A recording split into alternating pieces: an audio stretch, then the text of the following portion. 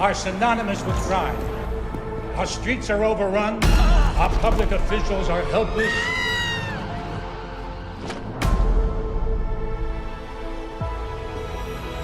What are you? I'm Batman. I'm reading your stuff. I'm Vicky Vale.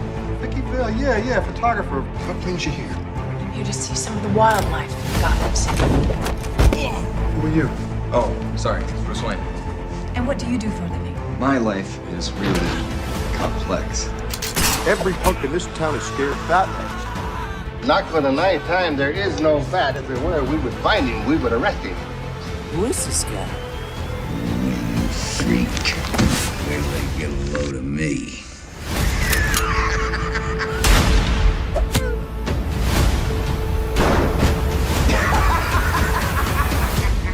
This town needs an enema. A lot of people think you're as dangerous as the Joker. What people? I think your friend Wayne is really screwed up. His parents were murdered in that hell.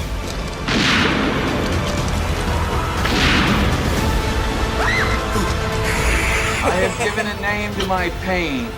Batman. He's out there right now. I've got to go to work. If you gotta go with the smoke.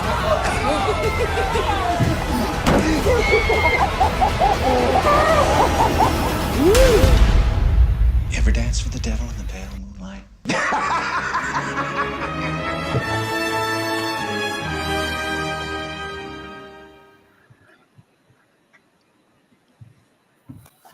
Hello, everybody. Welcome to tonight's Monday Night Mayhem, where we'll be reviewing the 1989 Batman movie, directed by Tim Burton. It was the first installment of Warner Brothers' initial Batman film series. The film stars Jack Nicholson, Michael Keaton, Kim Basinger, Billy D. Williams, and Jack Palance. And the film takes place early in the war on crime of the title character and depicts his conflicts with his archenemy, the Joker, played by Jack Nicholson, of course. It had a budget of $48 million, and at the box office, it had a good return, $411.6 million. We're going to go through some fantastic slides. Thank you very much to Brian for putting those together for me. And Brian joins us on the panel tonight. Hello, sir. How are you? Hey, good evening, Chad. Good evening, Trev and panel. How are we all? I'm all right. Also with us tonight is the Caped Crusader help desk. You look very sexy as Adam West. Thank you very much. I'm Batman with my, I believe this was the anti-mesmerizing bat reflector, which I have in my utility belt. Well, if I was a superhero, I'd probably be Twatman. And all the way up there north, up in Yorkshire, is our very own Northern English bastard. Hello, you there, youth. How we doing? Hello, you beautiful bastard. And thanks for having me on. I fucking love this movie. I really do. It's a cracker. We might be joined by Lance a little bit later on. Well, that's dependent. He might be a little bit stiff today. He was doing some very vigorous activities. That's as much as I know. But you never know. Have we got some big fans of this movie in the chat tonight? Okay, mate, come on. Yeah, of course, we've got to have some big fans. Chat, join in the discussion. Does Batman hit the mark with you? Did you see it back in 1989? It was a cracker. I remember going to see this at the cinema. I went to the UCI at Derby to watch this back in 1989, and it was thoroughly good. And it's funny, Tim Burton for me is either very hit or very miss. And this hit everything. And I'd seen some of his other stuff, and I particularly wasn't impressed because of his dark gothic style. But this, whether it was the fact that, you know, it embodied the very essence of Batman, you know, it was like, it was surreal in a way and comic book like, but in the right way. What do you think, Brian? Well, I was only maybe just turned 13 when I first saw this film, and I'd been relatively sheltered from anything, any kind of gore in it whatsoever. So this was a bit of a shock. I haven't seen this for the first time, and I just my lasting memory is coming home in my head, just being spinning with everything that I'd seen. And it wasn't really until it came out in video that I just started to really appreciate it and watch it endlessly, to the point where I knew every single line in the entire film. And I think I've bought every single release that's come out over the years. It's definitely one of my favourite films. What about Batman and Robin? No comment? That the better. Yeah, there is no Batman and Robin. Caped Crusader Help Desk. What was your initial venture into Tim Burton's Batman? Well, I'm a spring chicken because when it came out, I was 8, so I didn't get to see it as it came out. I had to wait for the VHS release, but my dad liked it, so he bought the VHS, and I had Batman annuals, as you do as a kid. So I did actually watch it, and yeah, when you're 8 years old and you see people dropping dead with massive smiles on their faces, it's really creepy. And it's gothic, isn't it? It was, and this is back in the days when Tim Burton wasn't such a big thing. This was new, this was different. It was an art form style. But did you know Tim Burton wasn't the first choice to direct? Who was? David Cronenberg. Oh God, I'm so glad he didn't get it. I'm glad. And then Joe Dante was offered it as well. But he turned it down. Then, Joe Dante would have. I think he'd have given this a really good shake. I love Joe Dante's movies. Well, yeah, because he can do movies that are fun, but also dark. Yeah, I mean, the style of Gremlins would have fitted this quite well. Yeah, Mogwai Joker. Well, actually, John Lithgow was actually Dante's choice for Joker. Oh, right. Yeah, very interesting. Laugh now while you can, a monkey boy. That's his best line for me, John Lithgow. Does anybody know that reference? No. Laugh while you can, a monkey boy. No, Buckaroo Banzai? Oh, it's one of those films. In fact, I started watching that again last year and never quite got around to finishing it for some reason. Oh, I love Buckaroo Banzai. To me, it's got that cult factor. It became more popular when it hit VHS and video shops. Yeah. But I was there early on, and I think it's a solid B. Might be covering that in solid Bs a little bit later on when I start that series. Right, Northern English Bastard. What was your first foray into Tim Burton's Batman?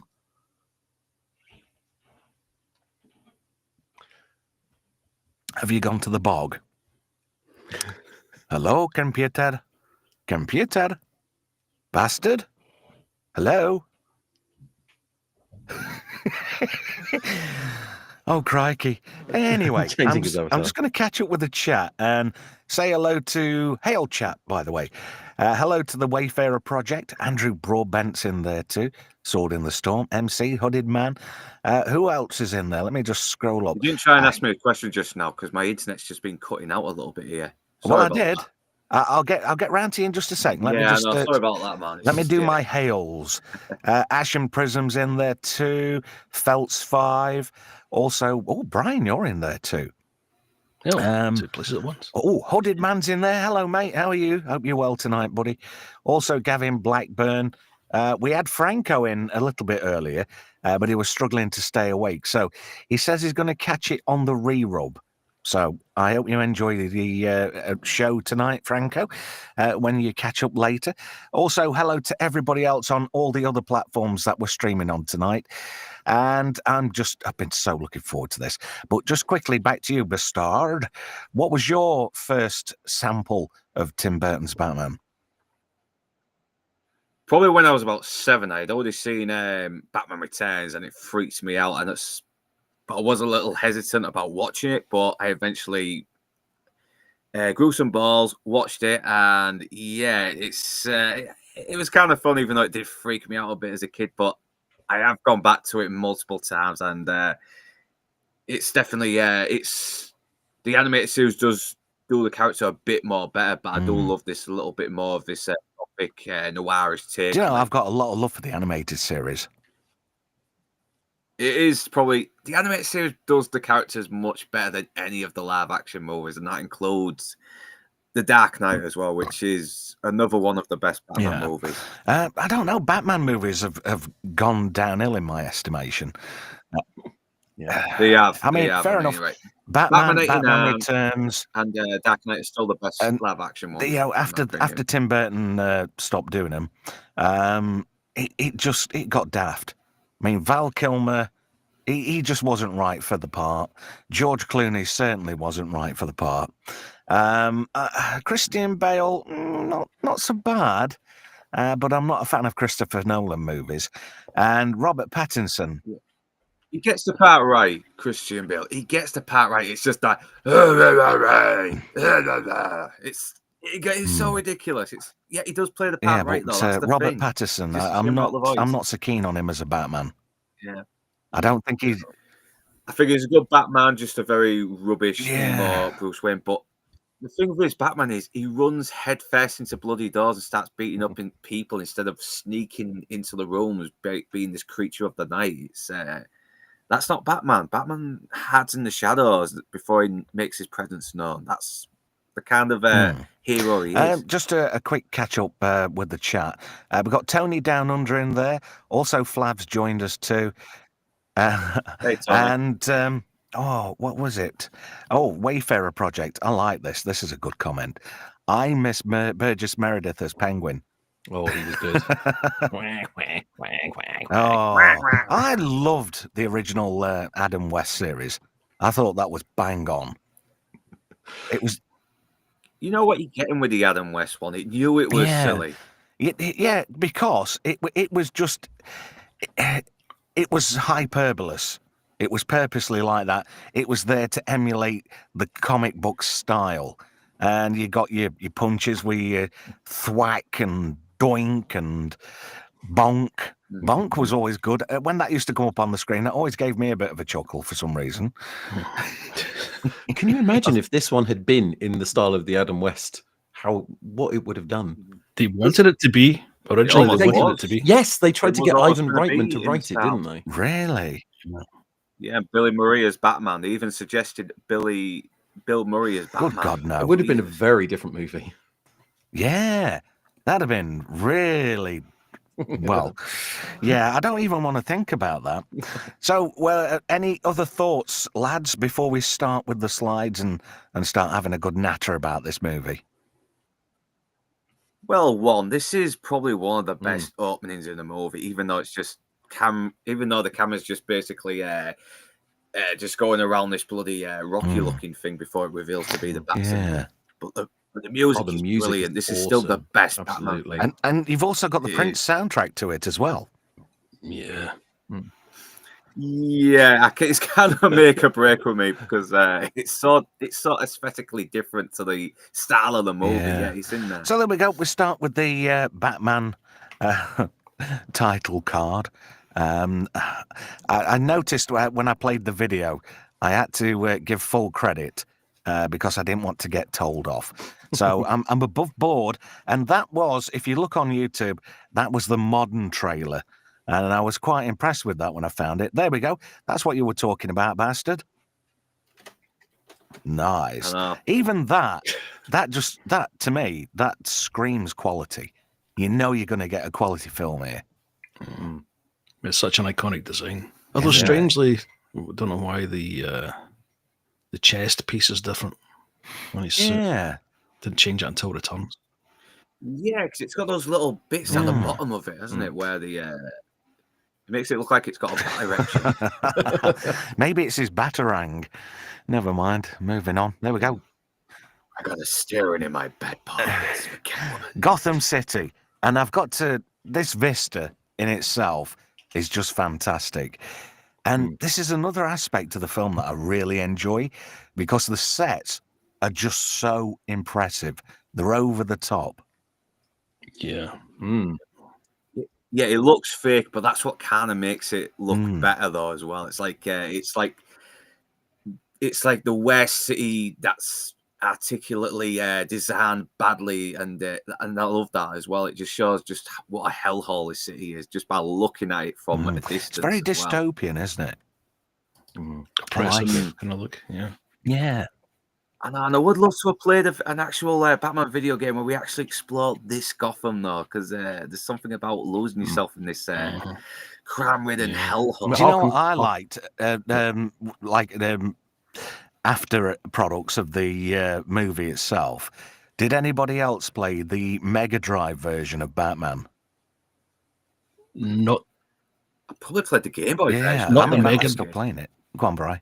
Not the Mega Drive version, but I had the Spectrum 128K version of the game. And there's a slide in here that I specifically left in just because of that game, and I'll point it out when it comes up. Okie dokie. Have we got any matron moments in this tonight, Brian? We did have, but I took them out. There was I'm not sure if I can say it in the time that we're doing this stream. But there was okay. If any Viz readers, an up the A corner moment that I had to take, I just simply had to take out for decency's sake. Okie dokie. All right, then. We'll move swiftly on. Just a quick catch up with the chat. Hello to Timey Wimey Limey's in there. Also, Melvin D, please joined us as well. Manum. Hello there, sir. Nice to have you back in the chat. And this is really ironic because this opening scene is kind of foreshadowing what created Batman, isn't it? I wonder how many people watching this. Yeah. Who else thought this was the Waynes for a moment? Yeah, exactly. That's the point I was going to make. Yeah. Go on, Bri. Go on. Follow through. No, it was exactly the point that English B was about to say, and you probably thought this was young Bruce. Yeah. Well, a lot of people, I think that's why it was set up the way it was. You know? It's giving you that sort of subtle foreshadowing. Outside the iconic Monarch Theatre, which obviously is where his parents were killed. Yeah. Gavin Blackburn says in the chat, and this is quite interesting, because Jack Nicholson, as well as getting a big fat cash sum for starring in this movie, he still gets a cut of Bat money to this day from his role in the movie, and he does. He gets a percentage, doesn't he? That was very clever. That's why he doesn't have to work so much these days, because he used his head and negotiated. Yeah, he was very much the Marlon Brando casting of this, wasn't he? But he doesn't phone it in, though, does he? He actually does look like he's getting into it, where Marlon Brando was like wondering. He almost avoided it as well until Terrence Stamp talks him into it with Superman. Yeah, he just loved this role. You can tell. It kind of annoys me when people say it was it's Nicholson's campy version, but without Nicholson's version, it was very much a transitional version. Does it make sense? Because it allowed all the darker portrayals to come in. Jack Nicholson adds a very. It's almost like an electric dynamic to this movie. He's having fun. And you can tell he's having fun. He's chewing the scenery. Yeah. It's amazing. And it fits the character so well. Yeah, that's why you see Batman mostly in the shadows a bit more as well, because he's the one that wants to stay hidden, while the Joker, he wants everyone to know he's there. They're the polar opposites to each other, aren't they? Yeah. And, I can't really say what I want to say because it will give away the fight scene at the end in the bell tower. In the Cathedral. Hello to Tommy in the chat who's just joined us. Thank you for joining us tonight, sir. So, this is Mom and Pop taking young lad to the theatre, and they go down a dark alley. And the guy holding the gun is Christopher Fairbank, who was Moxie in Our Wiedersehen Pet. And he's been in so many iconic movies. Fifth Element, he was in that. Guardians of the Galaxy. This guy has made his career as a character actor, and he's been in some of the best pop culture movies of the last 40, 45 years. Great actor. And and you look back at Our Wiedersehen Pet, and he's so unassuming as Moxie. Well, obviously, he's playing a character. He was always disappearing because he thought the police were onto him. That was a good show. That is a really good show. The first two series, anyway. Well, yeah. And there we go. After the robbery, these two guys are up on the. He's Nick, isn't he? Christopher Fairbank in this. I can't remember the other guy's name. But the Caped Crusader dropped in behind them quite silently. And this is a great scene. It is, and it's creepy the way he just appears as well, just like that. It's like he's not even human. He's like a creature. Do you know there's certain scenes in a film that when you watch them, it doesn't matter when you watch them, it takes you back to that very first showing when you were in the cinema. That is one of the shots when he comes down. I just remember being a young lad. I felt when I watched this at the cinema, it had got more, it was more palpable because, you know, you've got it in that surround sound, you're in a dark room, and you've got it up on the big screen. It was more of an event at the time. Oh, yeah. And that just really added to it. And it was a midnight showing I went to, and it was just bloody awesome because all the geeks and all the freaks came out, and I was in my element because I was surrounded by people just like me. Great. And I think this must have really got people thinking, you know what, I was wrong about Michael Keaton. I thought he was great as Batman. I really did rate him. Yeah. He was the first Batman to use 2 different voices for the character as well. Yeah. Because before that... He still does it better as well. I think the only person that does it better than him was Kevin Conroy. And yeah, it's an obvious choice, but there's no denying Kevin Conroy still is the best Batman, even though he doesn't physically play him. Yeah. He really did bring Batman to life in the animated series. Just absolutely fantastic. A very underrated voice actor, I'm afraid. But sadly, that's how it goes with voice actors. So Batman's sort of given Nick a bit of a slap round, but he's not there to screw him up or beat him up or kill him. He wants him to be the messenger, really, doesn't he? Yeah. Let him know I'm around and in business, and if you do a bit daft, you're going to get a bit of a slap. Hello to Tater. Tater's in the chat. Thank you for joining us tonight, matey. Let's crack on with these slides because I love this film. And this was great. I thought this was really a bold choice to have Billy D. Williams as Harvey Dent. Yeah. Race swapping done well, not just to say, hey, look how diverse we are, but no, it makes sense to have him play Harvey Dent because he is very charismatic, he's very charming, and Harvey Dent has to be that character. And it's a shame we never got to see him play Two-Face because the actor was really keen on there. Yeah. I think he agreed to play his part because he knew one day they would make a film where he played Two-Face, and it never happened. And it's so disappointing. That's a real shame because Tommy Lee Jones didn't do the character justice at all. Oh God, no. Yeah, I know, he just acted crazy. I mean, I've just done a review on Batman Forever as well, and I'm saving it for the anniversary, the 30th anniversary, because it's nearly 30 years since. What about Aaron Eckhart? What did people think to his Harvey Dent? I thought he was good. I thought he suited the part really well. I just thought he was. I just thought they kind of rushed his Two-Face thing a little bit. Yeah, I thought he was better. He was certainly better than Tommy Lee Jones because Tommy Lee Jones and Jim Carrey didn't get along very well at all on the set, did they? Well, hated each other. No, he hated Jim Carrey. The only time he spoke to him off set, where they sort of bumped into each other in a restaurant. And he grabbed Jim Carrey by the scruff of the neck and he went, I really don't like your foolishness, or something daft like that. Yeah, sanction your buffoonery. That's the word he actually used. That's just fantastic. But Tommy Lee Jones, along with James Woods, they both have very high IQs for actors, which is bizarre. You wouldn't think so, considering some of the stuff that James Woods posts every now and again. Yeah. Don't mention about posting stuff. I got some ding-dong all over me on Twitter on Saturday night. That was a whale of a laugh. Anyway, moving swiftly on. This is Jack Napier, and he's with Carl Grissom's missus, played by Alicia Jerry Hunt. Hall. Yeah. Pardon?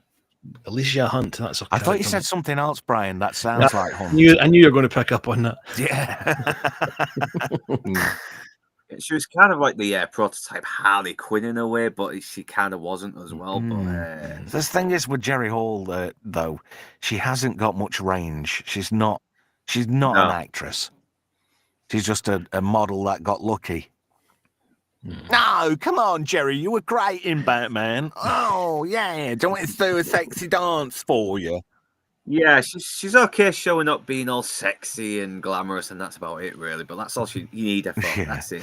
That's Porkins. Porkins from Star Wars. You know, no, it's not, is it? Yeah. Yeah. Apparently William it is. Hootkins. It is. Yeah. Well, I want him to say top man. Top man. No, nobody. When I tell people that Porkins was the bloke who said top men at the end of Raiders, people just laugh at me. But it's true. So yeah, he's corrupt. He's a very corrupt police lieutenant, and he's with Alexander Knox, who's a reporter for the Gotham newspaper. And crikey, I didn't particularly like the character of Knox in this movie. I liked him. He was almost there to make Batman look better. He kind of adds a bit of levity, though. That's the thing, you know. He's kind of this. He's kind of this loser who gets shit on because he's the only one who actually believes there's this guy running around dressed as a bat, and he kind of does bring a little bit of levity because it's to this very dark gothic tale as well. So Lieutenant Eckhart, played by William Hootkins, sorry. And I'm just going to have a quick look now to see if it is Porkins. Well, it is. Absolutely. Yeah, it is. I do like the fact that Eckhart is just this horrible guy who has no problem just being fucking gross and miserable and nasty and rude and everything. He does not care. He looks like a guy who's giving up on life and he's just trying to get through his day being an asshole. I think he's had enough. He's very disenfranchised with how things have become, and he's kind of accepted the corruption and became a part of the problem. You know, you can't. You know, if you can't beat them, join them. Yeah, I like the voice he adapts as well because it's different to what we've heard in Raiders as like. You know, I say you're full of shit, Max. Yeah, that was a good line at the end of that. It says you can quote me on that. I like that. That was very smooth on his part. Hello to File 13 in the chat. Thank you for joining us tonight. If you let me know what you think about this movie from now, then we'll start sticking some of your comments up on the screen so we can bring you into the chat. Literally, because it's nice to be interactive with you guys, and you know, it's all part of the fun, and I enjoy doing this. So anyway, he slips around a back alley, and Jack's brought him. You think he's brought him a sarnie, but it's actually a little pouch, isn't it, full of cash? Yeah. And this is where we kind of get to know that Jack is a bit of a fucking nut job. He's very intelligent as well, but he's not quite insane just yet. And unlike many other versions of the Joker, where he's a failed stand-up who got into a life of crime and failed, he's already quite a nasty little psychopath. Yeah, he's just very damaged, isn't he? Just needs something else to tip him over. I like the very early on establishing a little relationship between him and Tracy Walters' character Bob the Goon. Just having his back every now and again, which makes the betrayal later on. Bob. Spoiler alert, a bit more. Yeah, and the guy on the right is Rodney's father-in-law, Cassandra's dad in all the Really? That's the reason I put that one in. It's also played Sir Talbot Buxomley from Blackadder. Remember the guy that dies that triggers the by-election? Well, it was also the one of the aliens in Red Dwarf Series 6 who gives them the virus where they have to go in the Wild West game. He's one of the gunmen of the apocalypse. So this is Alexander Knox at the press office, and we're introduced to him quite early on. And he's kind of a bit of a pivotal character because he gets into work and everyone just takes the piss out of him. But I love this. Have you seen this man? And notice the signature at the bottom. It actually says Bob Kane, which is just fantastic. That is a great callback to the one of the actual creators of the Batman comic strip. Yep. Yeah, it makes it funnier that he calls him a dick as well. What a dick. I wonder if it actually was drawn by Bob Kane. Probably was, actually. Probably was Bill Finger, and he said, no, I'll take credit. Bill Finger, that's a proper name, that is, isn't it? Yeah. Apparently Bill Finger is getting a bit more credit. In fact, is he getting fingered for it now? There was an interview where he does praise Bill Finger for some of his work as well. So, oh dear. Was it as of 2016 he started to get credits now? And we're introduced for the first time to Vicky Vale, played by Kim Basinger. And I think she's really gorgeous in this movie. I was quite taken when I gave it a rewatch. I was quite surprised because some of the other films she'd been in, she kind of got dragged into that Hollywood cult of keeping yourself beautiful at any cost later on in her career. But here, she's radiant. She's got a very natural beauty. I don't normally dig blondes, to be fair. I think this was the first time I became aware of Vicky Vale, and yeah, I really do thank this movie for it. No socks were hurt at all, honest. In fact, most socks were So here we are. This is Jack, and he's with his boss, who's Carl Grissom, played by Jack Palance. Oh God, I can't even get my words out. Brian, I know you particularly like a particular set of scenes in this movie, so I'll let you have a bit of a chops about it when we get to that point, Brian, yeah? Sure. Okay.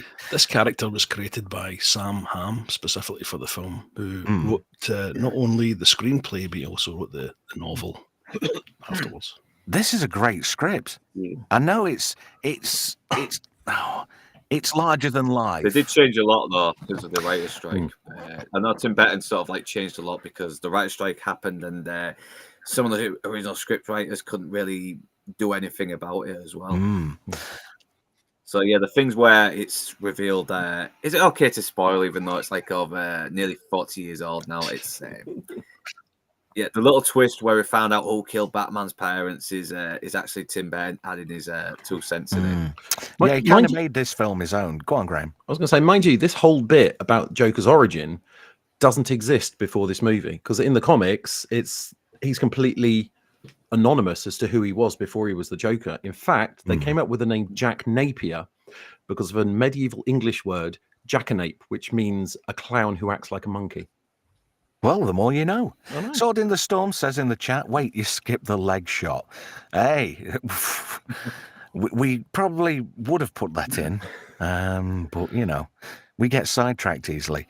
Menem says, sexy librarian look. Yeah, that's nice.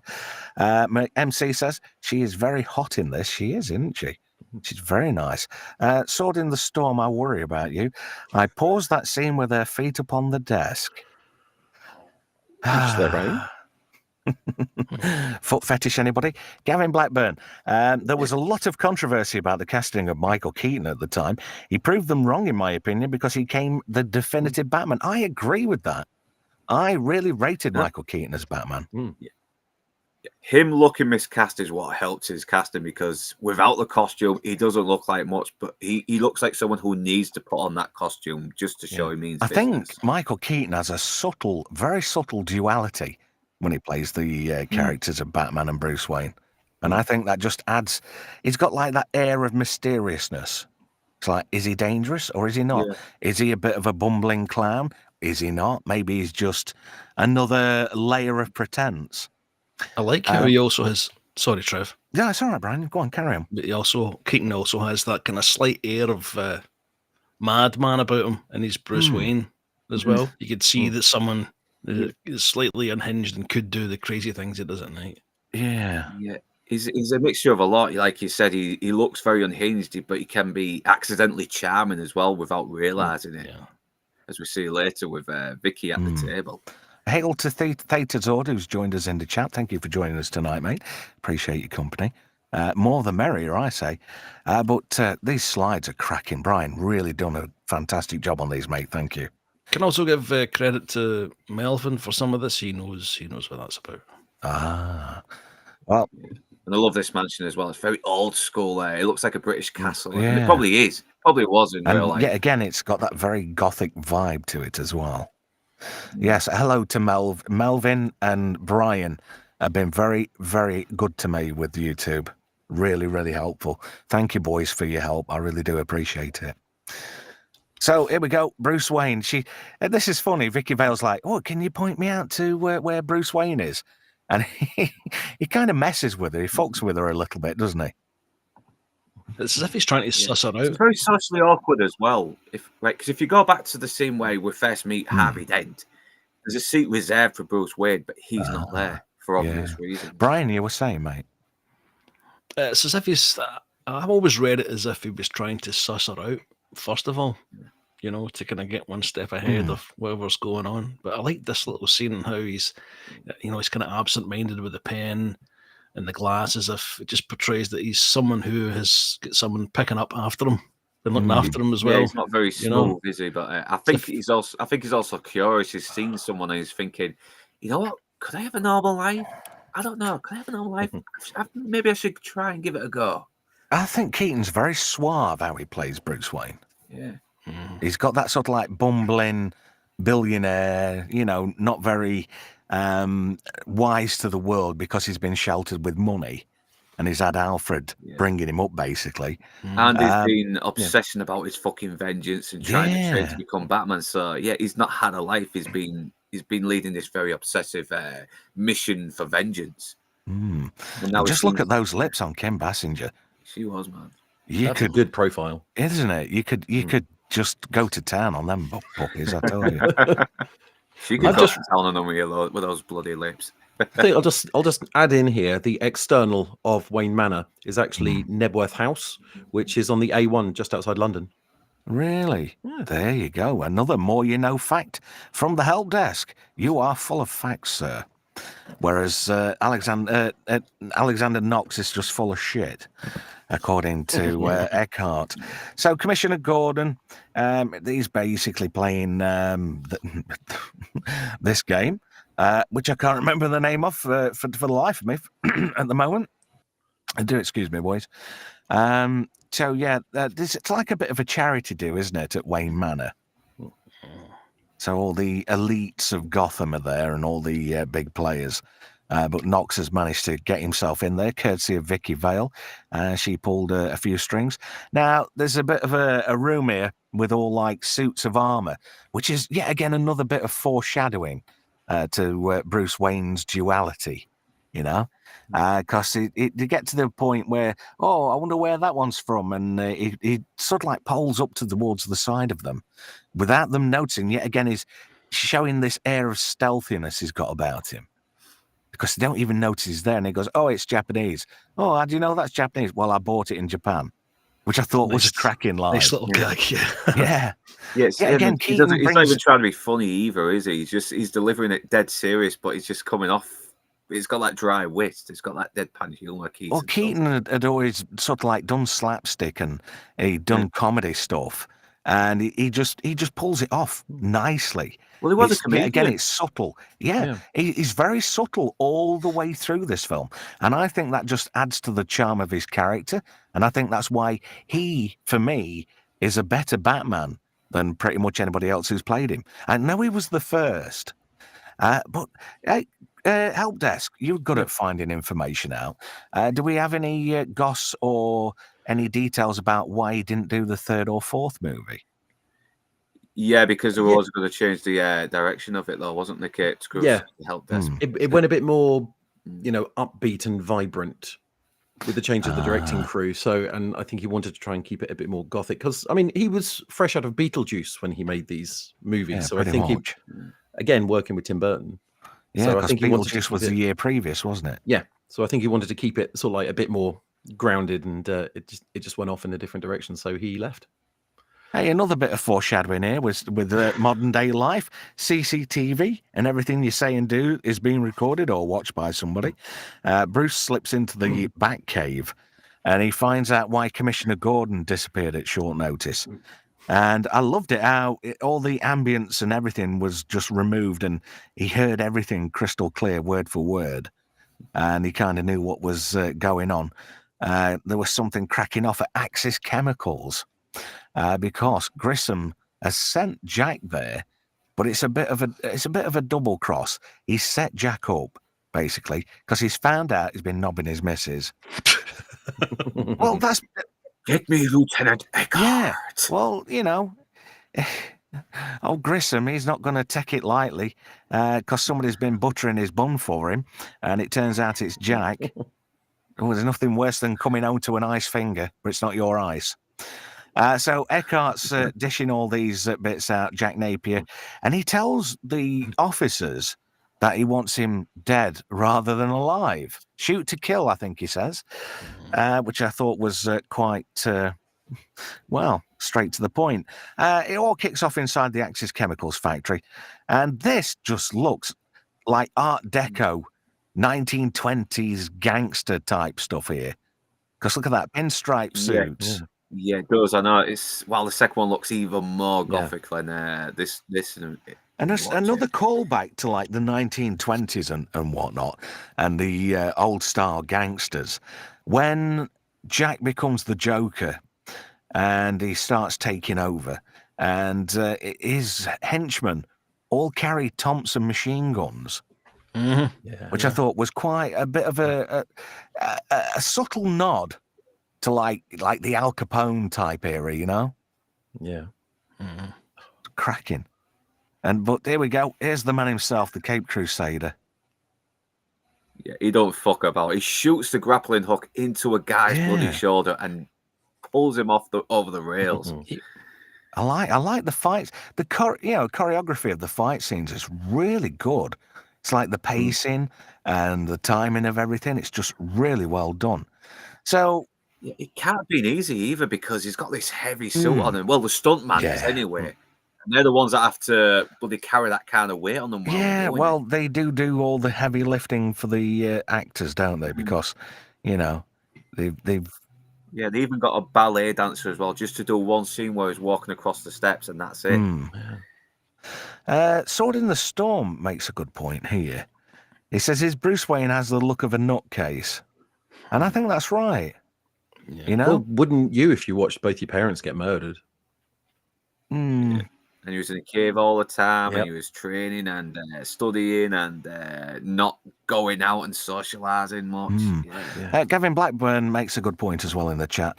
I think it was the shortness of Keaton's run that made him good. 2 movies and out, he maintained the mystery element. I suppose he did in a way. You know, quit while you're ahead and leave them wanting more. Yeah. I need to read those Batman 89 comics they released a few years back. The sequels, the alternate sequels. Yeah. Sword in the Storm also says, was this the first time we saw Gotham looking like this on screen? It was. Because the sets were just fantastic.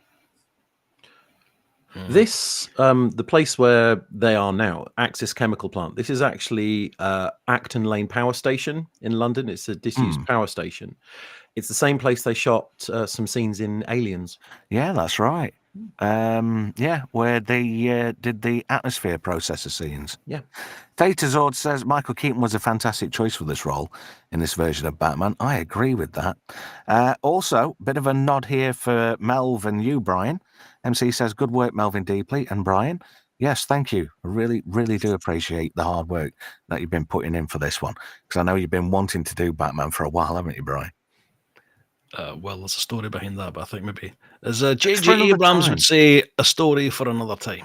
Yeah, I agree with that. Theta Zord always says there's a distinct character difference in how Michael Keaton plays Bruce as opposed to Batman. I love it. Yeah, that's true. MC's got a good line here, and this is spoken of in the film. We've been ratted out, boys. Watch it. Yeah, and he also says, I love that old gangster look. It is, it's pretty good. Melv says in the chat, very Dick Tracy-esque. It is. Yeah.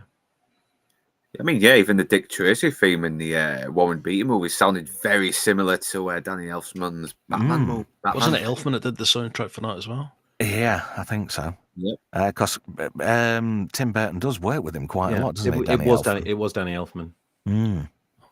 With Batman gets hold of Jack eventually, and it's a bit of a good fight scene. And Commissioner Gordon's here got a gun to his head with Bob. And look at Eckhart in the background. You can tell he's a crooked bastard. He's sneaking away. Oh, yeah, he just sneaks. He's a top man. Let him go. Man. Oh, don't Gordon. Oh, I love it. So anyway, Jack's gonna shoot Commissioner Gordon, but then he ends up shooting Eckhart instead. Says something about the future. Yeah. Think about the future in reference to him being in charge that you said earlier on. Yeah. He's a top man. This is one bit that it kind of slightly difficult for me to believe it in a way. Can you think of any gangster that would have made it to his 50s that doesn't know that you don't turn your back on your enemy? And that's exactly what he does with the bat. Do you know what I've got going through? Yeah, you kind of see hints of you do kind of see hints that he's kind of getting that killer sort of vibe again, like we see later when we see the flashback. It just suddenly loses track and just starts becoming a bit more bloodthirsty. Do you know what I've got going through my head now? And this is not Batman related. Have you seen that animated GIF of Porkins where he's in the cockpit of his X-wing with the milkshake and the burger? Yeah. I just love that. I thought you were going to mention the Family Guy Star Wars one where it's like, I'm having trouble here. Then he crashes into something dark side. Anyway, we have got another guest joining us. Hello, Lance. Hey, Hello. Hello there. How are you, sir? That was a quick rendition of the Batman theme. Oh, yeah, I think you should sell that as a ringtone. Yeah, absolutely. You can make a fortune. I'm sorry, I had somebody booked me to go through a script with them to see if it was any good, and it was very good. It was great. Good. So we went through and improved some of the technical things and whatnot, but yeah, great little horror film. So my session went over. So as it does often, but that's not a big deal. You're here now, matey. I did say I would be running late. Yeah, I've got quite an interesting story about Batman. Well, a couple of different ones. I mean, first of all, I got to visit the set. Jammy bastard. So it was one of the biggest sets for Pinewood ever built. And I think there's a really, if you Google it, there's probably an aerial photograph of it on online somewhere, because there's in the foyer of Pinewood Studios, which is where I got married, incidentally. There's a massive photograph of it on the wall, as seen from the air. But of course, when I went to visit it, I only saw it from the ground. It looked impressive then.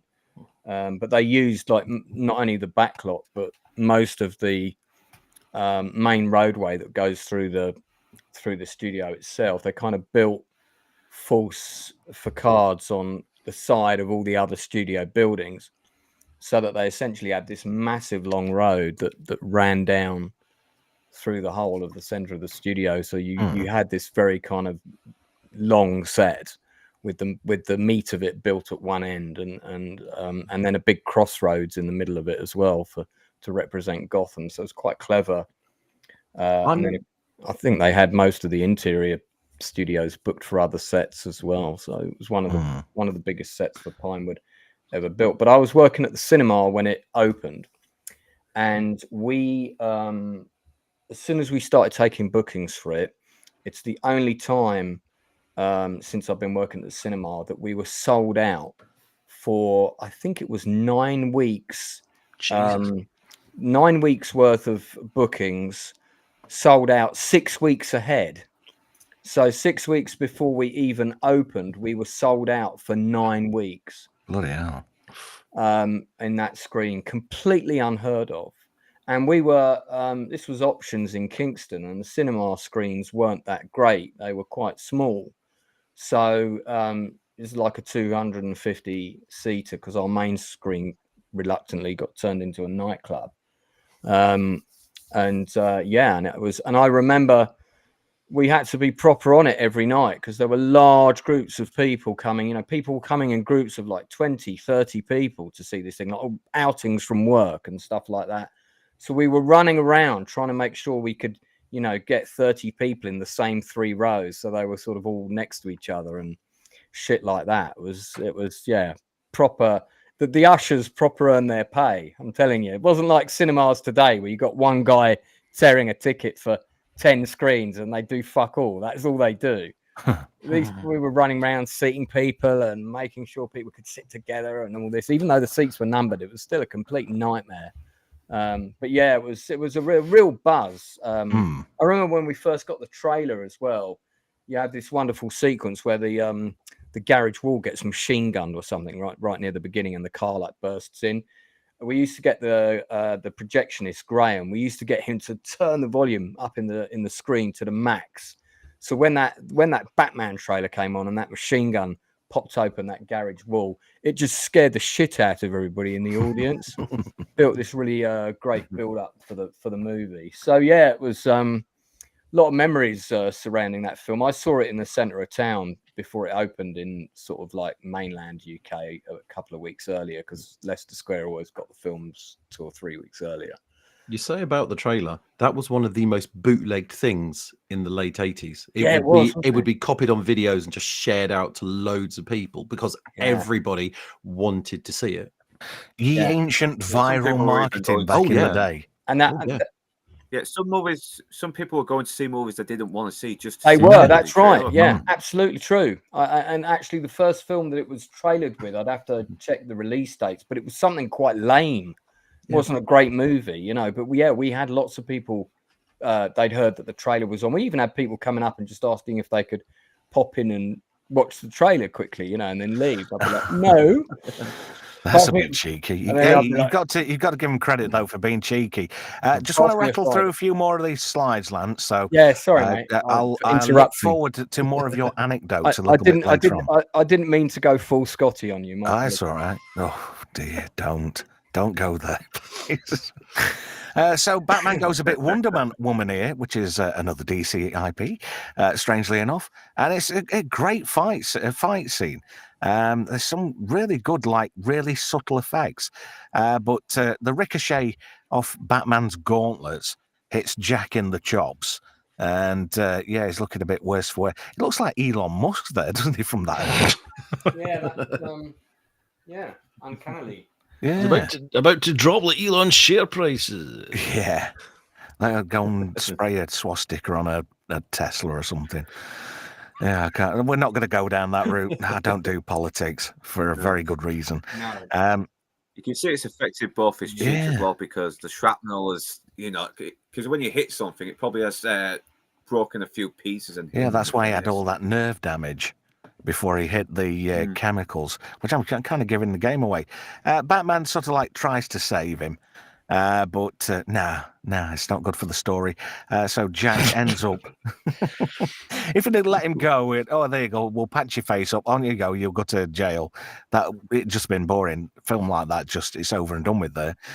So Jack ends up in some chemicals.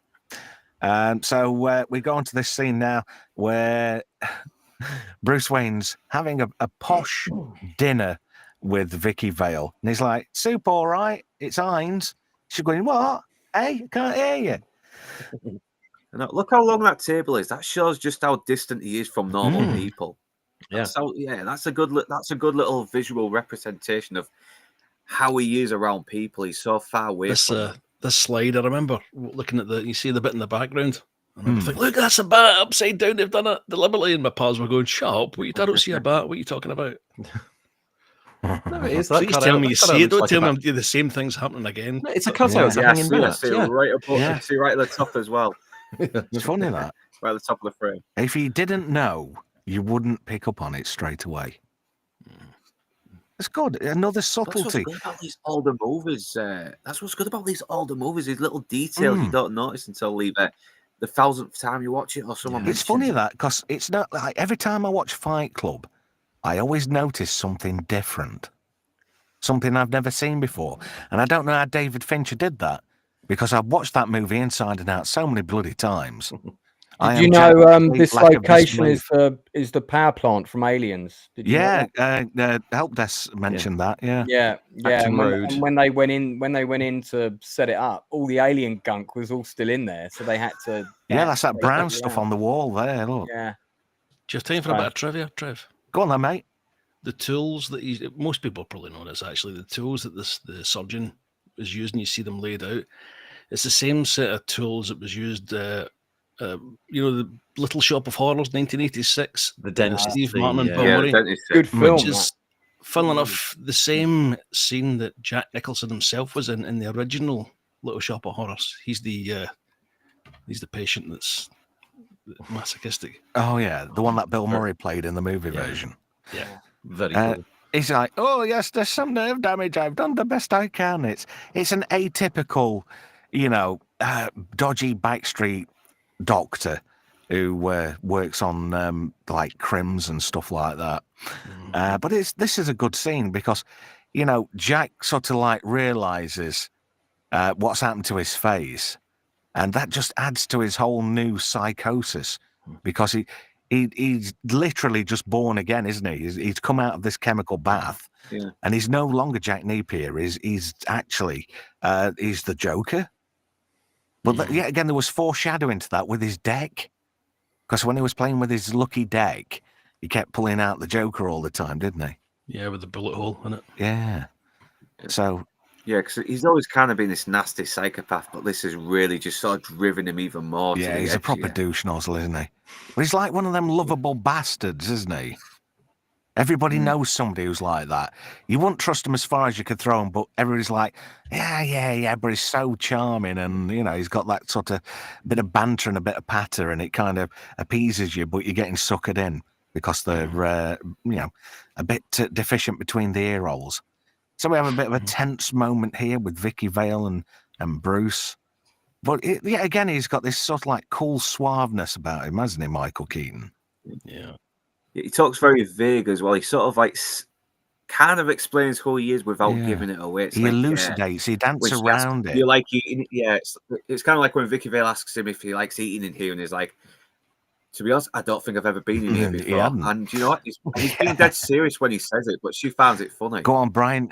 Are you ready for your build-up, or...? I don't have that much to say other than, well, first up, what an inspired piece of casting, putting Jack Palance as Nicholson's boss. Yeah. When you see both of them together. Great choice. Yeah, just you needed someone with that kind of presence, someone you could buy as Nicholson's boss, because he's so commanded himself, Nicholson. But there's a very, very similar shot to this in The Shining, where you see Nicholson darkened from the back as well. But this is one of my favourite scenes in any film ever. You ever get one of these scenes that it doesn't matter how many times you watch it, you still get the thrill you had the first time you saw it? Well, this is it for me. And it's to put both of these guys together and the situation that they're in, and the final reveal when you see his face properly for the first time. It would have been great had we'd never seen the trailers and never seen his face up before that. I think it would have been a slightly bit more impactful, but it's such a wonderful, wonderful scene. It is. It's well done. Without giving anything away, because it's very hard to do, isn't it, when you're doing stuff like this. But I love it when Jack the Joker, he loses his shit with Carl Grissom, with the shooting bit. I just thought that was great, because he makes it like a bit of a jocular prank. Well, here we go. This is the first real reveal of Joker. Yeah. But just look at that face. I mean, you notice that little pet. Yeah, you notice that little purple smudge as well, because some of the makeup on it rubbed off on the collar. I think that's one of the things the makeup artist really sort of regretted as well. But it doesn't really matter though. People are very forgiving about it, because he's having fun and he really is playing the Joker. I've read that before, but to me, watching it and any time seeing it, I always figured that it was some of the dye that had come off in the coat because it's been in the acid. It never bothered me. It could be that as well. But yeah, the makeup artist said it was a big mistake that he didn't get a chance to fix, but it doesn't really matter. I don't know. It makes an interesting talking point for geeks like us, isn't it? Basically, it took them 2 hours to get him into this makeup.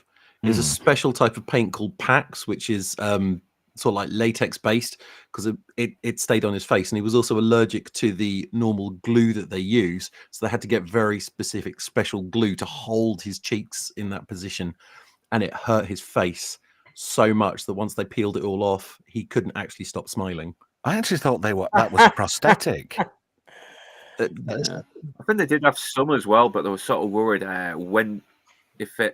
if it would affect his facial expressions in his performance as well. I think it's that makeup flammable as well, and I think he was fucked off that he couldn't like smoke between takes and dangerous, he's a renowned smoker of cigars. If you're gonna if you're going to watch this film again, just watch Nicholson's eyebrow work on this little bit. It's just crazy. Evil eyebrows. It's just you'll know what I mean when you watch it again. Yeah, him and Michael Keaton have the same kind of eyebrows, don't they? That little arch, the way it goes. Well, they're a mirror for each other, aren't they? Mm-hmm. So this is on Carl Grissom's desk. Winged freak terrorizes Gotham's gangland in the Gotham Globe. This is great. And look at this guy on the left here. You've got Einstein as a criminal, Stanley as a criminal. The Hills of Eyes on the left. Yeah. Oh, crikey. I like what that bloke at the other end of the table gets. I love what happens to him. That is a great... What's with their stupid It's grin? like a great opener. It's Jack's... Well, I keep saying Jack. But it's the Joker's second real kill, isn't it? But he does it in such a great style. I love it. He goes, oh, no hard feelings, put it there. And he's got like a joke buzzer. But it's basically toasting this guy. And have you seen that? I love that bit, you know, when he's stood there and somebody's drawn the flames coming out of his collar. Yeah, That just makes me pissed. That is just so funny. But I got a live one here. This little guy on the left here, if I want another piece of boring trivia, it's played by a gentleman by the name of Vincent Wong. He was also in Batman Begins. You remember the prisoner? You have a dream worse than this place. Remember? No, that's a nice little nod. Yeah, that's not bad at all. I thought you were going to say you were in big trouble in Little China. Oh, but look, that's the result of that joke buzzer. Look at that guy. He looks like he's been... It's like a fucking marshmallow. Oh, dear. I mean, he gets fried up very, very bloody quickly, doesn't he? So, I like how Bob's always there behind the Joker. Yeah, Bob is one of the best henchmen. Yeah. He's so cool. He's so loyal. He's so dedicated. Yeah, it doesn't pay off for him, though, in the end, though, does it? But not giving too much away. He deserved better. He deserved the better. Vicky's following Bruce around with a camera, and he goes back to the alleyway where his parents were killed and leaves a rose for his mother and his father. But Vicky's quite perplexed about this. She wants to know more. Obviously, this has a deep meaning for Bruce Wayne, but yet again, it's a part of his character development. So she's intrigued by Bruce.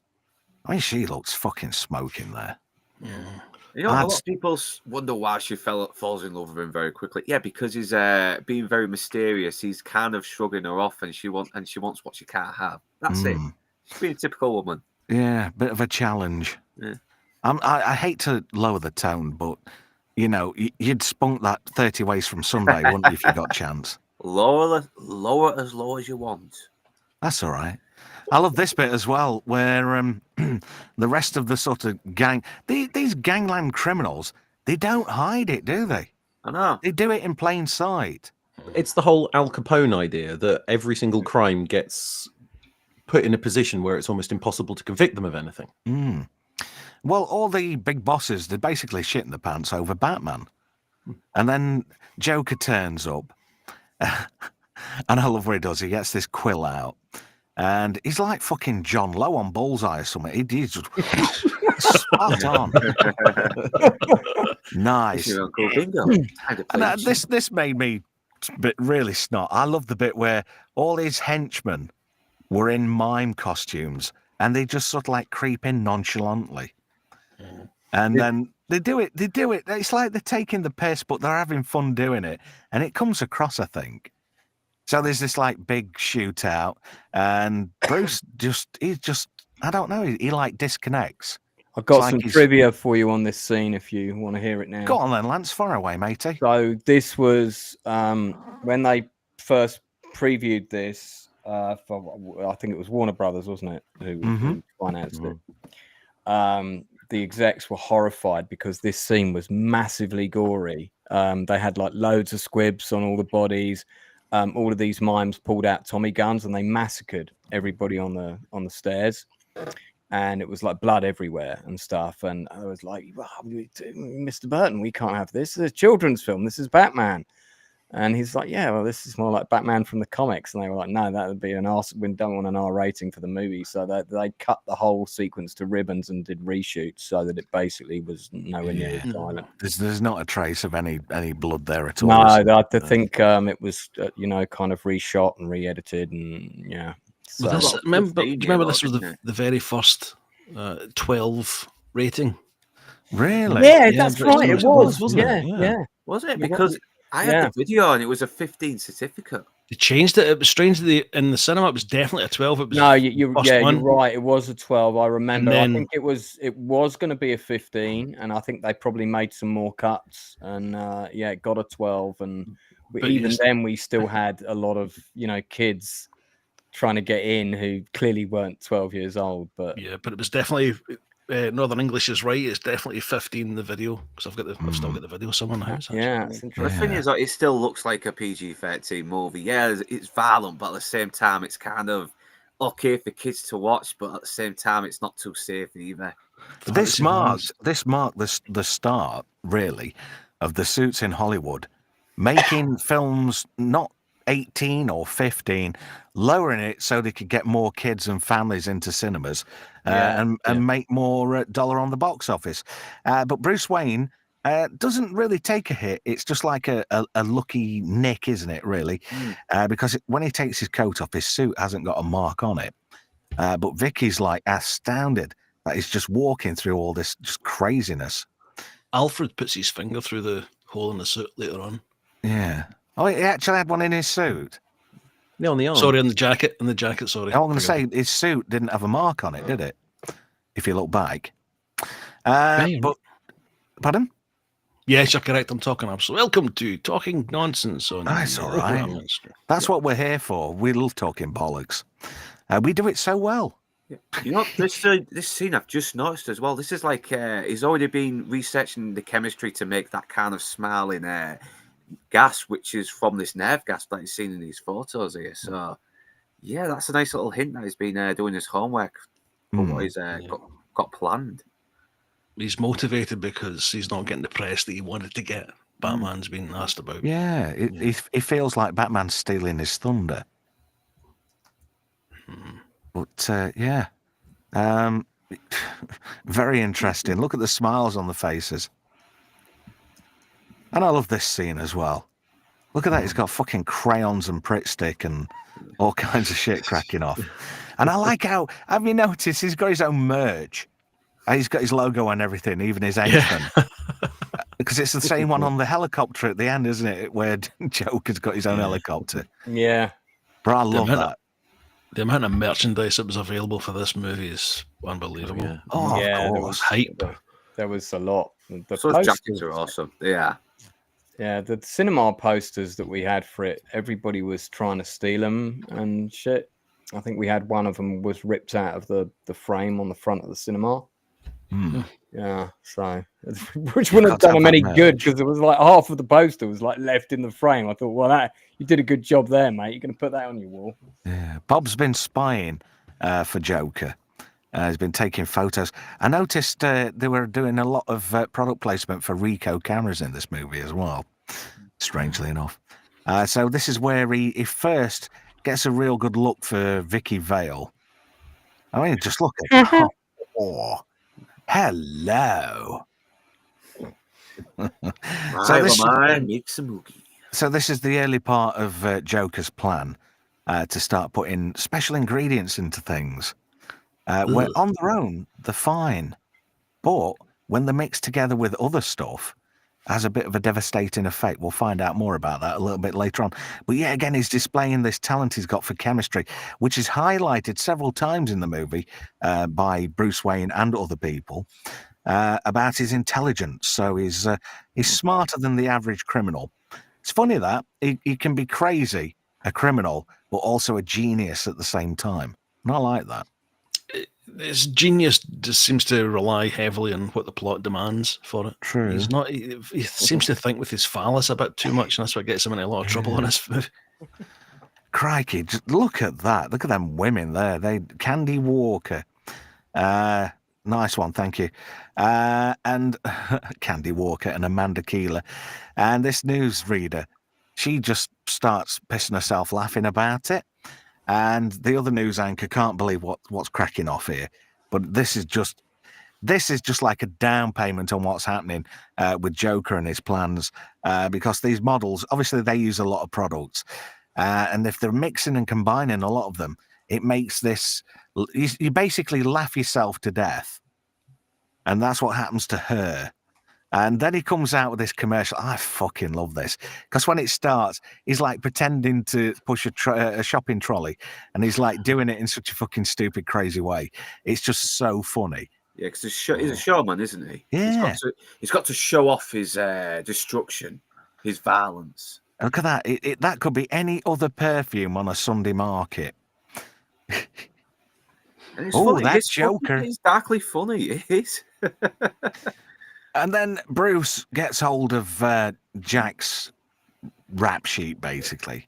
Look on the left of the picture as well. Look on the left of the picture. It's him as a young man. If he'd have moved that little piece of paper, he'd have seen the guy who said "Ever dance for the devil in the pale moonlight" to him in the alleyway. Considering he's supposed to be the greatest detective who ever lived, he's missed a shocker there.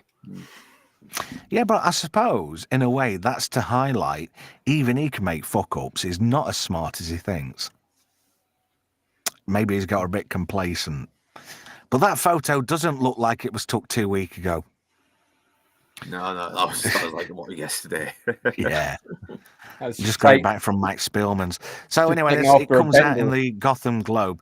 Cosmetics scaring Gotham. Product tampering claims 13 lives. Who is the mysterious Joker? Who indeed? So Vicky Vale gets basically conned to go into this fake date with Bruce, because he says to Alfred, "Oh, I'm not meeting her today." And then she gets there and there's a box waiting for her and it says, "Put this on now." And then all gas start. This is typical Tim Burton, like this hyperbolic, cartoonish type approach to things. And gas starts coming out of the vents and everybody starts dropping like flies.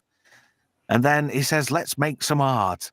And it's referenced early on about Jack Napier being quite good at art as well as chemistry and being a twat. And he just goes hell for leather in this art gallery, spraying over things. And we get another sample of the Prince soundtrack. Hang on a minute. Is that tomato soup? Is it Just Stop Oil? Oh, those guys give me the fucking pip, seriously. And I love this. He sits her down and he's having a date. Bob's passing Joker his champagne, and another henchman who looks kind of like Sid Haig a little bit there, but it's not him. And he's holding a cracking Toshiba ghetto blaster. Oh, wow. I miss those fuckers. Used to have so much fun. One of the henchmen in there is Mac McDonald, Captain Hollister from Red Dwarf. Yeah, that's right. Yeah, He was the first mime, wasn't he? What walks up and he's coming up behind Michael Keaton. He was also Al Simpson in Aliens. He was the boss of Hadley's Hope, operations manager. So anyway, one of the police officers with too much McDonald's in Fifth Element. He is in Fifth Element, yeah. Yeah, I like this little reference to. I think it's a little reference to Superman. This Corto Maltese reference here. Yeah, it's in the lore, isn't it? Yeah. So it's going through Vicky Vale's list of credits with a photography, because she's here, there, and everywhere. There we go. A plank of wood. She's stiffer than Cooper and all, isn't she? Oh, Jerry Hall. No, Jerry, you were fine in that movie. You weren't like a plank of wood at all. That's a very good impression there. Thank you. She must be a good actress to pretend to be attracted to Mick Jagger for 20 years. Can you imagine that bouncing around on top of you? No, I'm going to shoot me load on your jugs, love. All right. Jumping jack your flesh. Anyway, Vicky Vale chucks some water on Joker, and he's going, "Oh, you're melting me. Oh, my face is burning." And he kind of tricks her, and she starts coming up and like rubbing his back and shit. And then he turns around, and you see the makeup that he'd put on coming off, and this is what's underneath. Whereas it's something you just would not expect. Yeah. But I love his dress sense, purple and orange. It's the Wizard of Oz reference in it. Yeah, the fucking artist has a nice touch as well. Yeah. So anyway, Batman comes in, rescues Vicky Vale.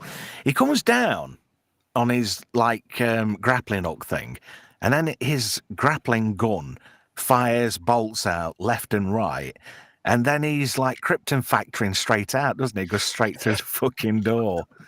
I expected Gordon Burns being at the other side saying, "You were the first one to finish, Bruce." Oh, look at that. It just makes no sense. But it's a hell of a lot of fun.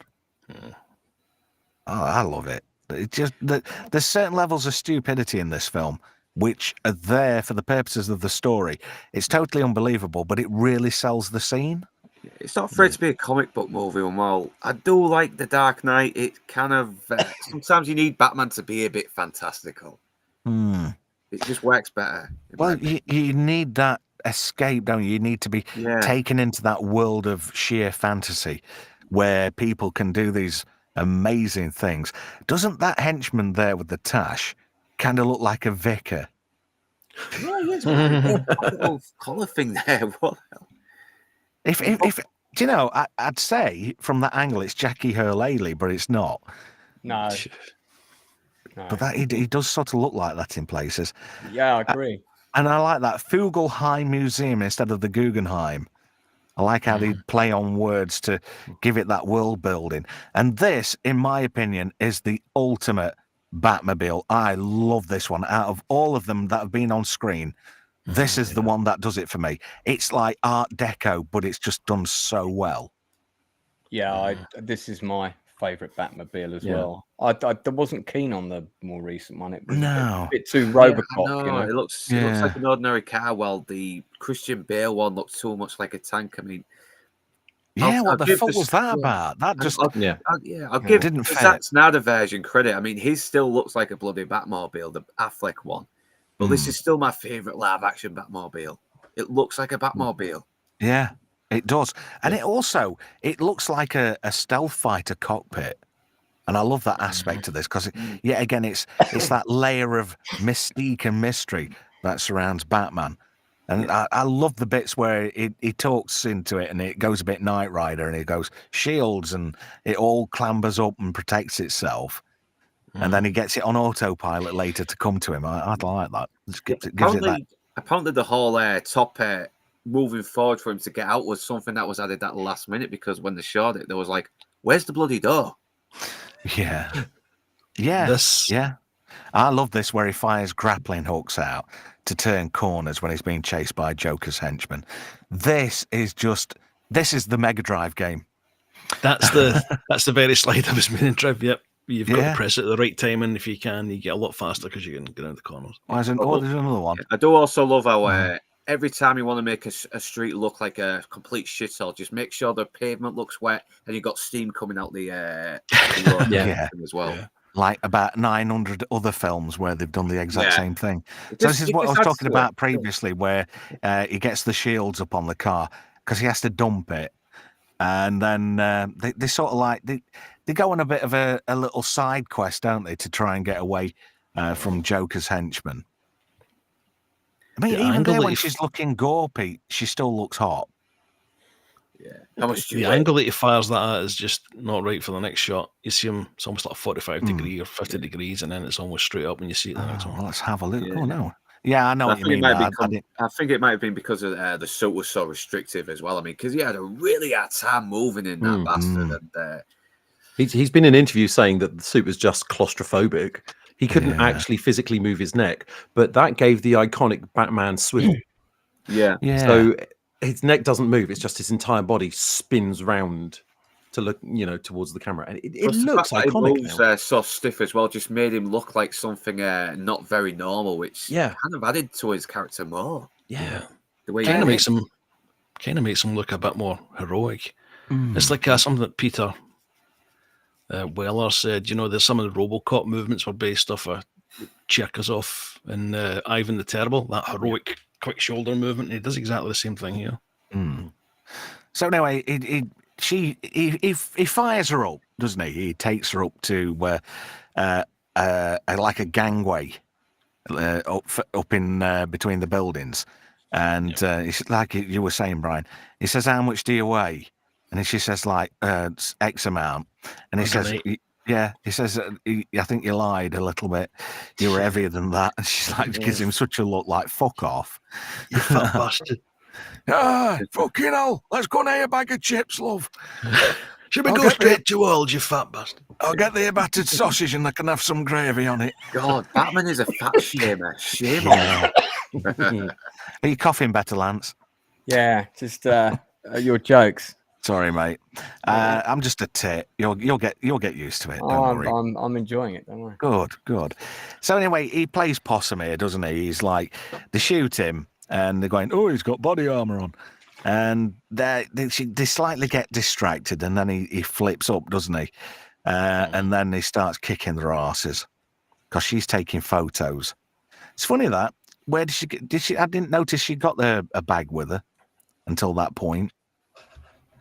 I think she did. I don't know if it was big enough to fit the camera in, though. Yeah. It seems a bit, unless you got a fucking TARDIS for a bag. But then again, all women do have big bags. Yeah. They look little on the outside. It's like unless my missus. She hid it in a place that we really shouldn't know where she hid. In the film's defence, and I've just put it back, she does have quite the satchel with her. Right. Well, that makes more sense. Yeah, so you get your atypical. This is funny because this guy, after he's dispatched this first batch of people, he hears this, and then he like flips over, doesn't he, like a fence, and he flips his katanas out and he starts coming for him. Do you remember this guy? Sorry, Sheriff, when you go. That's all right. Do you remember this guy he was in You Bet for one of the challenges with Matthew Kelly years ago? Was he? Remember him? Yeah. No. I used to love You Bet. That was a great show on a Saturday night. There's some sad bastards. Oh, what are you going to do? I'm going to name every train that's British Rail have used since 1962. All right, then, Neville. I didn't know you were on that. Did you get them all right? No, it wasn't me. I know it's some guy from Selby, I think. I can't remember his name. Anyway, moving on. I do vaguely remember it. Oh, there we go. There's the satchel. But I don't think you'd fit all that camera gear in a bag that thin. But anyway, she hides a roll of film down her tits, thinking it's going to be safe. Yeah, guess again. So anyway, Batman takes her back to the Batcave, maybe for a bit of a bat and pickle. I'm here all week.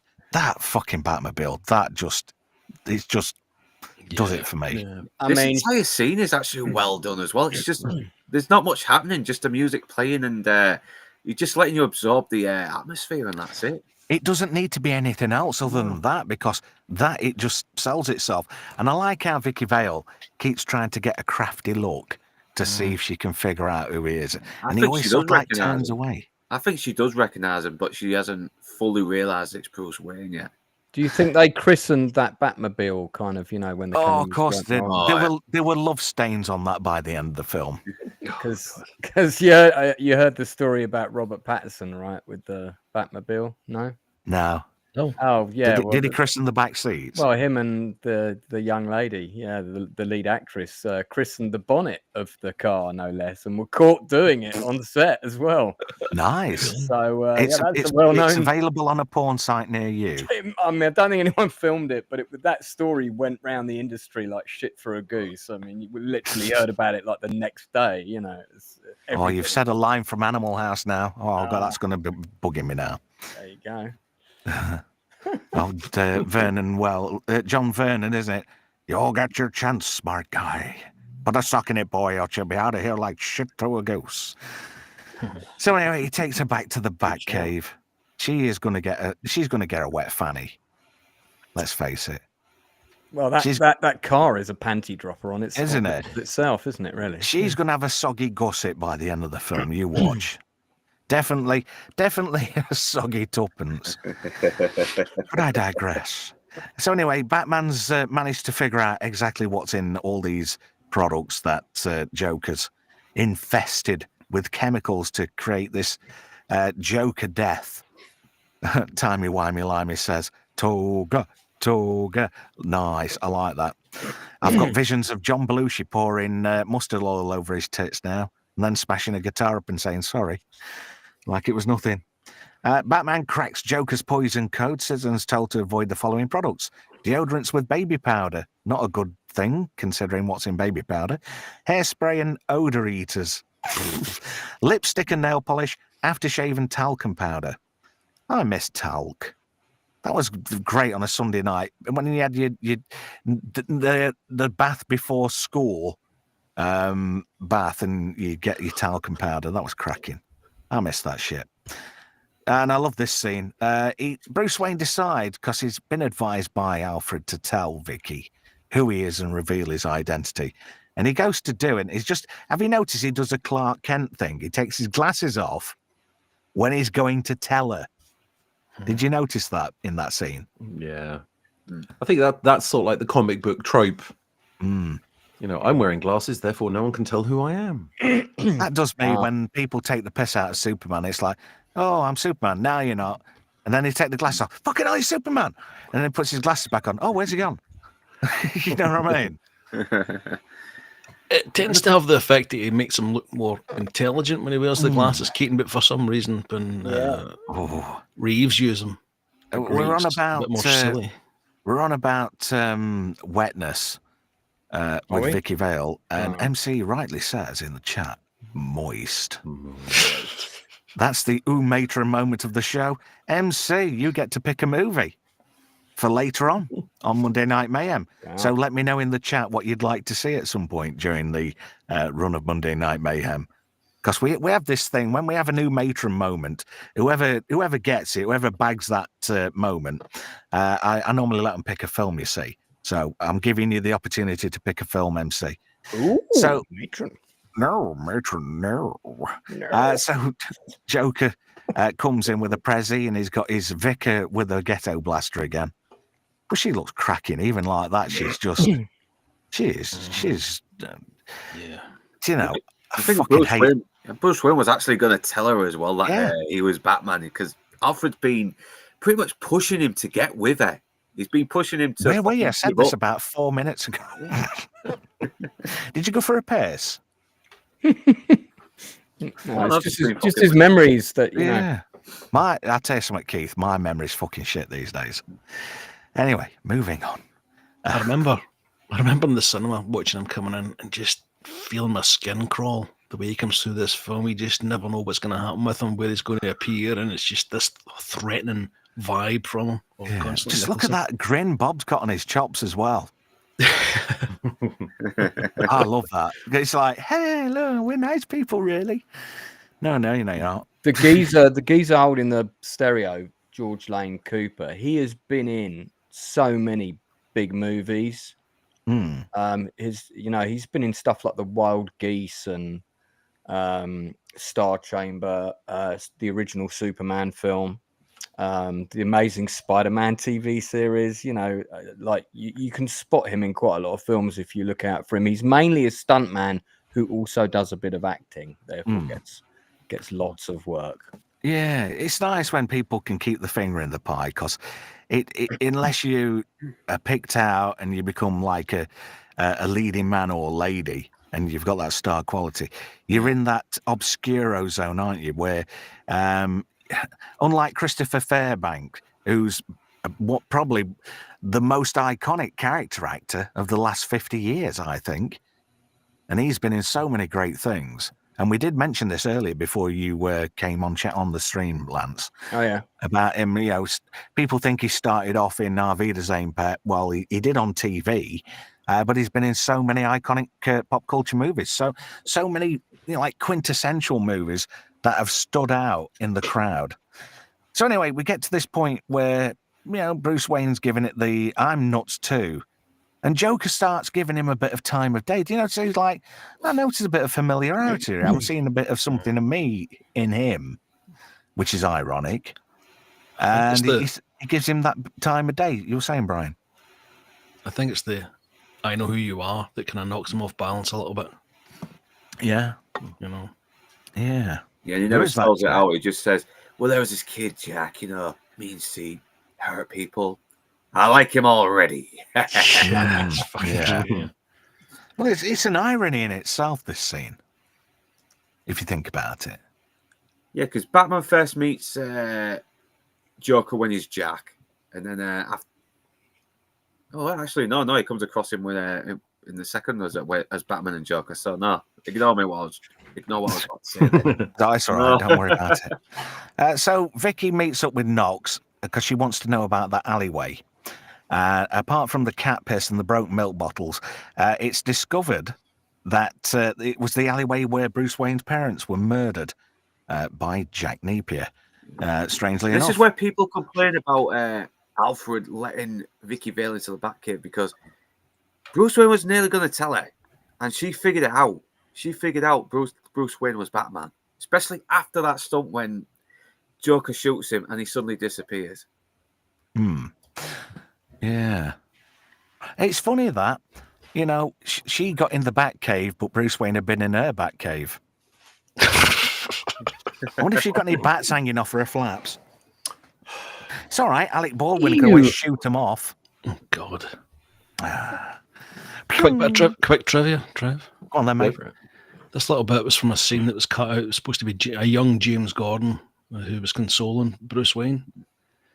Yeah. But Did they they do eventually... that in another movie? They did. They ended up doing that in Nolan's Batman Begins. I thought they did, with Gary Oldman being Commissioner Gordon. I think that's the one thing the Nolan movies got right. They made Commissioner Gordon a bit more competent because he's kind of useless in these Burton and Schumacher movies when you think about it. That's because they based him on the TV series Commissioner. Yeah, it's a shame because he's a great character in the comics as well, and you got Pat Hingle as Commissioner Gordon, who is great casting. There's a great thing about Gary Oldman in Christopher Nolan's. He said the only time that Christopher Nolan ever gave him any direction is when he was doing that scene where he was escaping from Bane. You know, where he sort of gets shot and he rolls off that spillway thing. And he says Christopher Nolan didn't speak to him. He gave him a note. And it just said, "There's more at stake." And he says that was the best line of direction he got from Christopher Nolan. The only line of direction he got from Christopher Nolan during The Dark Knight. That's kind of cool in a way. We've got all the best nerdy facts. And I love this. He's got his bat suit in a vault. Who's going to find that Batcave? Nick it. Seriously, who's going to fucking find it? So anyway, he's got a little folder here about the murder of his parents. And I like the fact that Alfred is played by a guy who was in Blake 7. And Top Secret. Yeah. Yep. And reunited with Kilmer in the Batman Forever. Yeah, I love Blake 7. So this is another great bit as well, because there's a bit of a conference thing going off. And Joker basically pirates his way into it. And there's a bit where they turn around and say, "Hey, we're talking here," and he like shoves the screen, like he's shoving him out. That the was frame. Goofy as hell. That like, yeah. How is he doing that? Really how is he making that work? But it's just so. It's simple. It's effective. It's as funny as hell, and it's just great the way he does it. I mean, Jack Nicholson's comedy timing in this is really good, and he's not sort of billed as a comedy actor, but he really does pull it off well in this film. Yeah. This film doesn't take itself too seriously, and I think that's another good quality of it. You know, if a film can laugh at itself within itself, then I think that sells it a bit more. It gives it that comic book vibe. And look at all the equipment. Done it to death with the meta shit. Yeah. This guy, this TV director guy, you can see him. He's doing adverts to this day, selling life insurance. This guy. As long as it's not Bert Newsom actor selling those bathtub things. Oh dear. There was another bloke, wasn't there, selling Dodder's old baths and showers and stuff. And it was a guy who was in Doctor Who quite a lot. Always made me laugh. But have you seen this gear? It just looks Art Deco, doesn't it? Yeah, I mean, it doesn't look 1980s. It actually looks older as well because It's like Gotham is stuck in a time loop where it's kind of moved on, but not totally as well. Yeah, it's everything about it's got that Art Deco vibe. Yet again, like the 1920s, 30s, that kind of feel to it. And I suppose in a way it's like honouring a little bit of the time of when Batman was actually brought out as a character. But Joker tells everybody he's going to give a shit ton of cash. Is it 2 million, if I remember right? It's not something. It's 50 million or 20 million cash. But he says it's all right. Don't worry about me. I can afford it. So he's basically getting everybody to congregate in one particular area, you know. And he's got a bit of an ulterior motive, but we'll find out more about that a little bit later on. But I like this bit here where Bruce Wayne's watching it in the Batcave. And he pauses it, doesn't he? And he starts looking at it a bit more in depth. And then he goes back to this police report that's unsolved. And it goes back to his parents' murder. And he has this sort of like really intense flashback. And he seems to remember more than he ever did before. And it turns out that's Jack Napier. And he's almost tempted to shoot that kid. He's thought about it. You can see it. And he just says, "You ever dance with the devil in the pale moonlight, kid?" And then he kind of lets him off because that other guy's egging him on to go. Yeah. But even that kid there looks like Jack Nicholson, even though they've got different coloured eyes. That was the only fuck up here in continuity. You kind of get the idea that the second guy who was with him only wanted the pearls. He wasn't out to kill him, but Jack Napier, being who he is, decided, yeah, I'll fucking shoot him anyway. And he was very taken back by it. I wonder if the other guy was supposed to be Bob at one point. I can't remember. Yeah, I think it was another henchman before Bob. But this is played by Hugo Blick, or Hugo E. Blick as he was known back then. And I remember him he was in Jeeves and Wooster back in the day. Yeah. Really? That's right. Crikey. That's going back. Old Fry and Laurie doing that. Yeah, he's still around. Still does indie films as well, I think, from time to time. Well, this is a good scene as well, where Bruce Wayne's mulling all this information over, and he kind of puts two and two together. And then Vicky comes down into the Batcave again, and he's checking her ass out. Look at him there, he's perving. Well, wouldn't you? Yeah, of course I fucking would. Exactly. If that had been me, I'd have a little chubby on as well, but never mind. Isn't that your cum face? Pretty sure that's your cum face. What, Michael Keaton's or mine? Yeah, I basically like weighing it up. I bet I could shoot it up your back, love. Nobody'd see it. You'd have a bit of a damp patch. You could always tell a bit folk you sat on a park bench and it were damp. She's cracking. I don't do blondes. So the Axis chemical plant gets blown up, and that's quite to say this is a model set, and it's done in such a really good way. I don't know. Do you think Derek Meddins have anything to do with this, Lance? Do you know offhand? Well, the production designer was Anton First, who was at he was at the top of the game at the time. He committed suicide not long after this. Bloody hell. He tried to get a directing career. Welcome to my world, mate. And tried to set up a movie, and it all fell through. And he got depressed and topped himself. I've been there, so I can relate to that story. But he did like Full Metal Jacket and a whole load of other top end productions. In terms of the miniature work on this, the special effects team were pretty big. I don't know who the main guy was. Bob. Bob. No, I mean Ronald Burton was certainly one of the big names of the time. But there was a massive special. I mean, you had 4 senior special effects technicians. So John Evans was the main supervisor.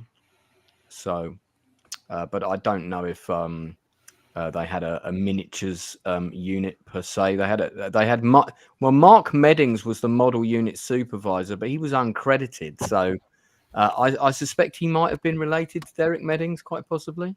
Yeah, because it's a bit of a cottage industry, isn't it? Really, everybody knows each other.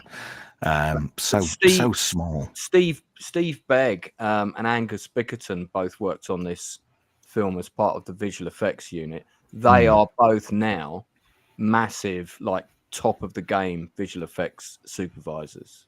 If you look at that scene there, what does that remind you of? And it's an aliens related question here. You know, when the APC goes into the atmosphere processor, it's the same location. Yeah, that's the same scene. It's exactly the same. That's exactly the same location at the power plant in Acton. Yeah, that's the point I'm getting at. Where the APC comes rolling into the atmosphere processor. That is that location right there. Yeah. Which is cracking. Oh, and there's that helicopter I was talking about. He's got his merch on it as well. And he does the back as well. If you're going to do it, you've got to make it your own. That's great. And I love how his henchmen also have playing cards on the right shoulders. Didn't like Dinky or Corgi Toys bring out a set with the car and that helicopter in the same box? I don't know. Of seeing that. I wasn't particularly big on collecting that kind of merch at the time. I mean, merch wasn't really a thing. If you got a few bits from a film, it was like, yeah, that's pretty cool. There was a lot of merch for this. There was a lot. This was after Star Wars. I think this was probably this and Jurassic Park were the two films that got like massive merch pushes. Because, they just knew people would buy it. Look at that Batmobile though.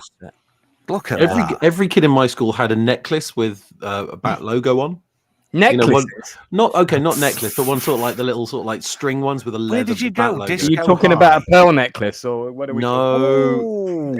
Yeah, come on. Set them up, I'll knock them down. Did you get free samples of Brute at your school as well? Almost. Or denim? Was it one of these private schools for boys with various masters who are now in prison? No, I'm just saying it was cheaply priced merch that you could get at Woolworths. So everyone had one. Did they have fagging at your school? What you do on your weekends is no concern of mine. That is also, just incidentally, just breaking it up before we get stupid, that is a great shot of the Batsuit with a bit more reflective light on it. Yeah. Because that's chiseled. I mean, Michael Keaton isn't particularly a chiseled type. Hollywood actors of that caliber weren't required to beef up and become quite burly chaps. Not like they do today, where they say, "Oh, we're having rice, broccoli, and chicken," but they're really having steroids. He was apparently working out for this, and Nicholson said to him, "Let the wardrobe act, kid."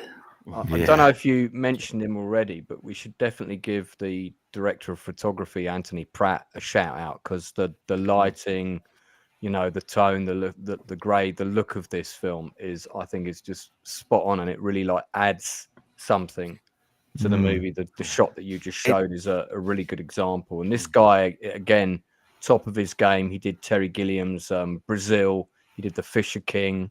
Shadowlands, Frankenstein. I mean, the list goes on. One of the Harry Potter films. We lost him on New Year's Eve last year, sadly. Yeah, but yeah, that's a shame. 46 credits as a director of photography. Well, that's pretty good. Yeah, I like the bias that Tim Burton adds to all of his films, because he sort of does it subtly, and he tailors each one to every film. But it's got that similar, how could I put it, like a 50s vibe, like a sheen to things, which you can really see it in like Edward Scissorhands, and even in like Beetlejuice and the second Batman. He's got a certain tonality, hasn't he, to his filmmaking? It's almost a B movie vibe he gives. He gives it without being lower quality. No, I know there's like an artificial worldness about all of his films. They kind of exist somewhere parallel to and beyond reality. It does. It looks like it's just come out of a comic. Yeah. I think Tim Burton sort of frames everything from his own imagination, and that's why it's got that style to it. I remember reading somewhere that Tim Burton hates 90-degree corners. So You're not like Automan then. But every single thing Obscure. that he films is never a perfect corner. Everything's always slightly off, so it gives everything a really kind of strange look, which does fit sort of like a comic book standard. Yeah, but he seems a very bent chap anyway, doesn't he? I don't mean it in the bend over variety. I mean in Anyway, I was going to say in that last scene with the helicopter there, and both the novel and the comic book, the Joker basically tells him what he's going to do. He explains the entire rest of the plot and how he's going to take everyone out. But first, they must have changed it. Decided, no, we better get rid of that bit because obviously it's giving the game away. And why would the Joker tell him exactly what he's going to do? This scene here makes me laugh a little bit because he's giving all this money away, and there's like 40 people there. They're going to be walking away with full pockets. I remember listening to Tim Burton talk about that when a documentary that he had back in 1989, and he said, it was a bigger production than I'd been used to. I didn't know how many people to put there. He said, I was literally sitting with a bit of paper trying to put the shot and drawing people in and trying to count how many people I needed. So when you see likes of that shot, some of the scenes are better when they've got them all kind of congregated together. But there's a couple of wide shots when he's putting the money out and you just see how few people are there. Well, this is before the time where they could digitally add people in, like Robert Zemeckis did on Forrest Gump. In post. Yeah. Yeah, there even So it's was. really I think originally the money was going to have Joker's face on it as well. They did it in the comic, the sort of graphic novelization kind of thing for this movie, but they didn't do it for the movie. But imagine if they did, it would have been like a great ultimate joke that he played on the public. Yeah, that balloon's got a proper cock nose, hasn't it? Yeah. Oh, so let the money start flowing, and he's chucking it about like it's going out of fashion. There's nothing worse than being flashed with your cash. It's actually better if sorry, Trevor. It's all right. Come on, Brian. It's actually better if he's throwing the money out because it's kind of almost in line with the Heath Ledger Joker where he doesn't give a shit about the money. You know, it's all about the chaos and the carnage. Yeah. Yeah. Which maybe shows his transformation from just standard gangster to lunatic. Yeah, sorry, Trevor, I think I've got a little bit of a delay here. I've just cut you off twice.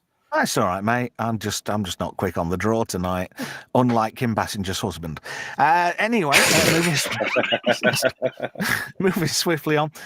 This is the first time we get to see the Batplane, and I like this too. This is just, it's great. Whoever the set designer or the prop master were for this, whoever come up with the concept art for it, had nailed it basically. Done such a fantastic job. And these balloons start emitting a gas.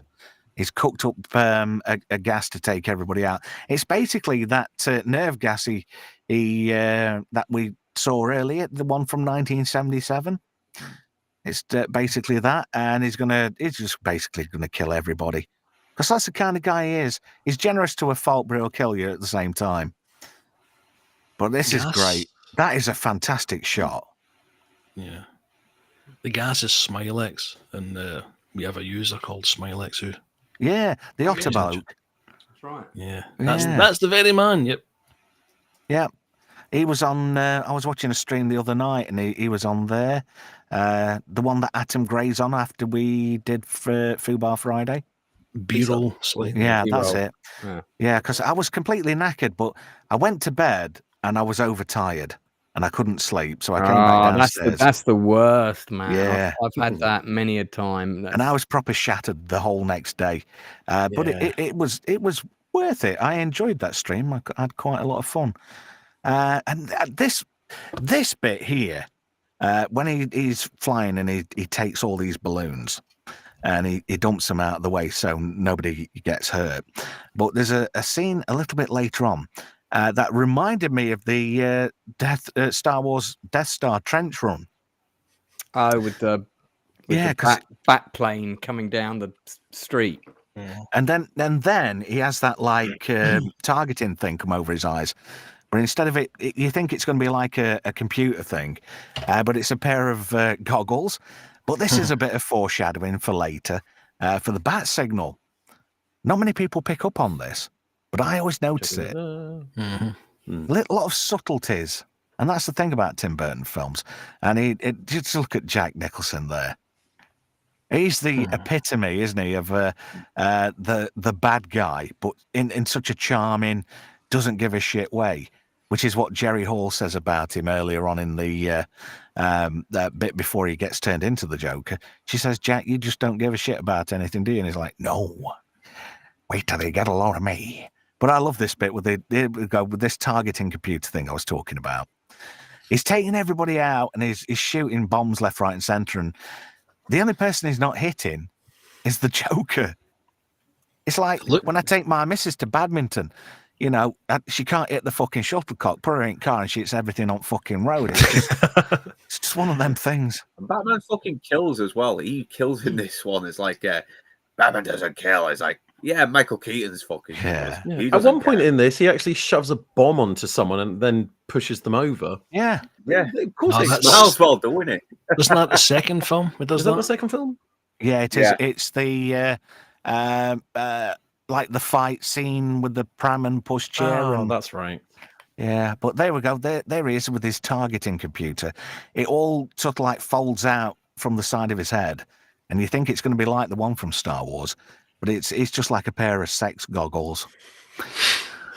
Anyway, and he's coming in to get him. And then he pulls out this fucking gun, and it is stupidly long. It's longer than his legs and his trousers.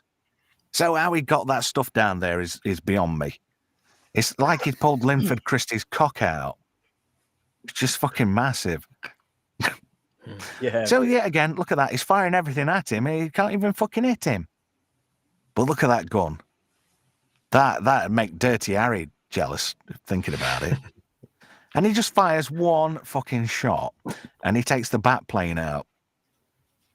I was expecting that to have one of those little flags that comes down and where it says bang. He did that to Vicky Vale earlier on though, didn't he? Oh no, it's coming up. Yeah, it's coming up. I love the way he looks. He takes the gun out and he looks at it almost like a cartoon character would do for he. Like a Warner Brothers Looney Tunes type thing. Yeah. Because of the size of his shooter.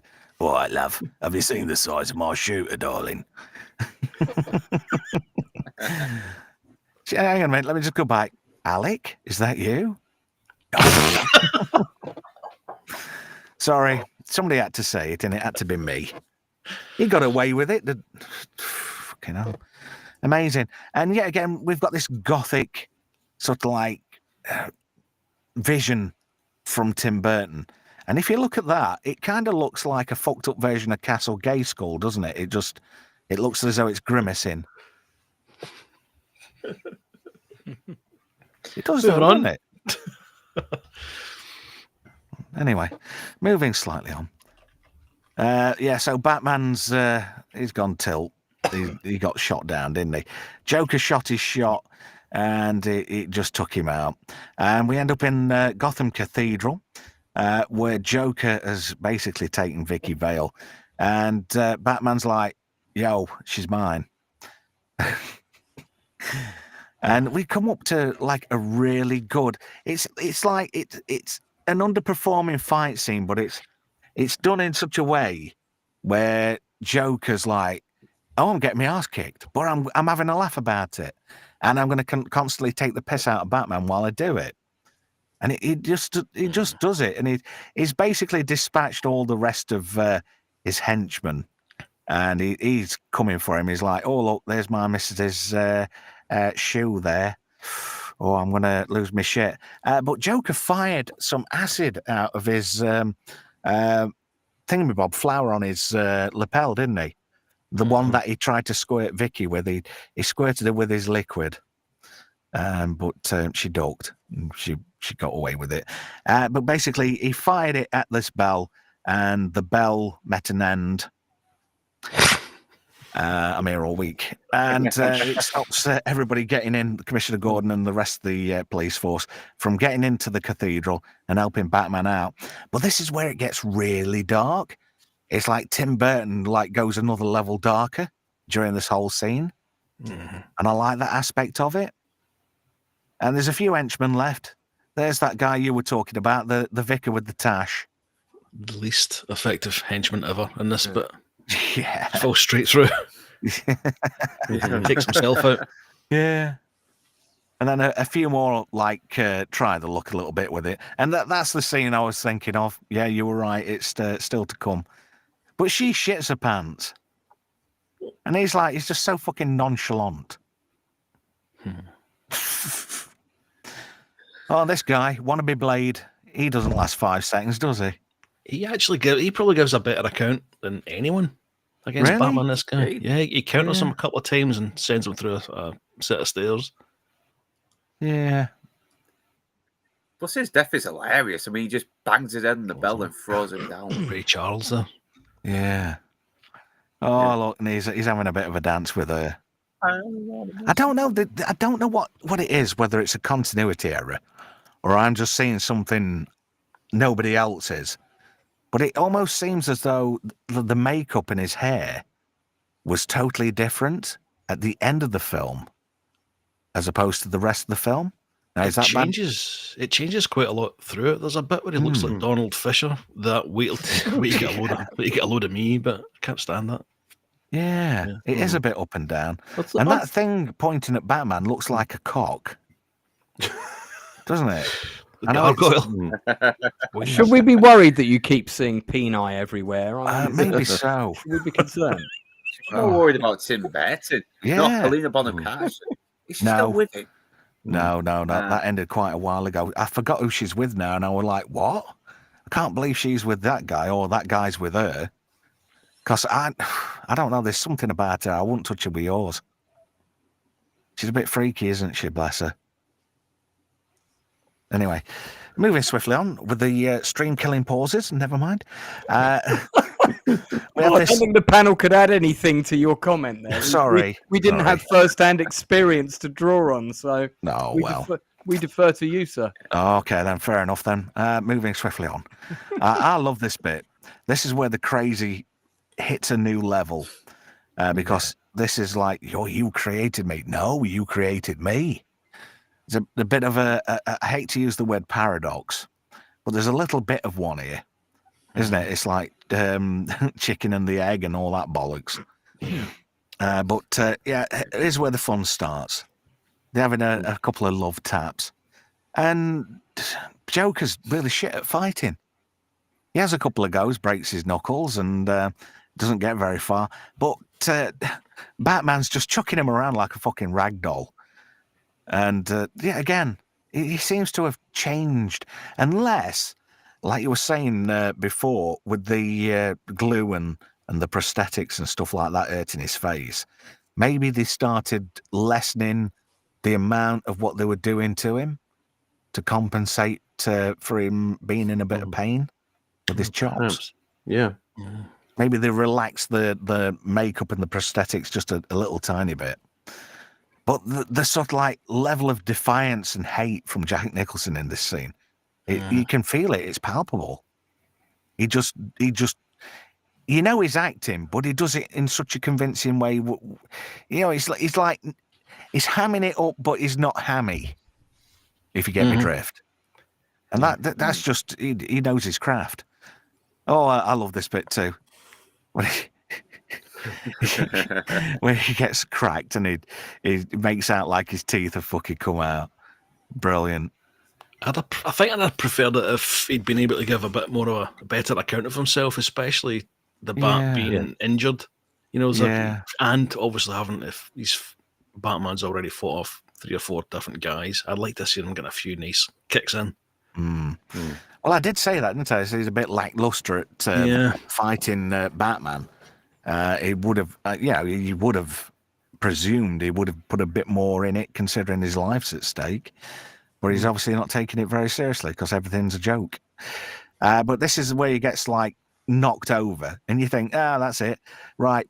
Put your popcorn box down. Let's chuff off. No, hold your horses. Don't be a bit enthusiastic, so you might miss out. And he does this thing where Batman and Vicky Vale look over, and then he grabs them both, and they become like role reversed. And Joker's starting to give them a bit of grief, which is quite bollocks. Wrong button.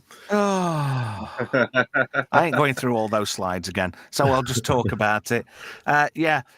So helicopter comes in, tries to take Joker away, but Batman sort of like ushers Vicky up onto that ledge, and then he fires his bat rope around Joker's leg, and around a goblin. Not a goblin, what do they call them? Gargoyle, yeah.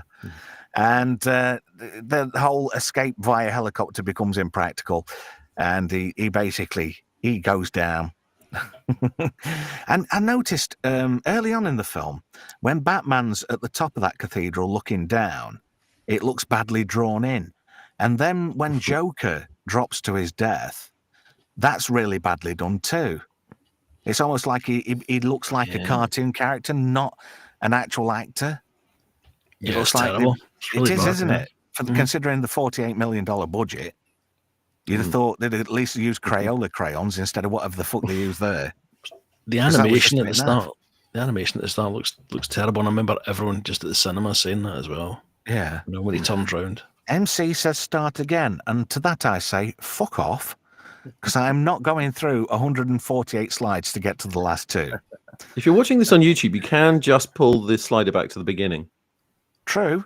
Yeah. It's not time for the re-rub yet. Not yet. So, it all ends on a bit of a happy note because Alfred's waiting for Vicky Vale, isn't she, at the end?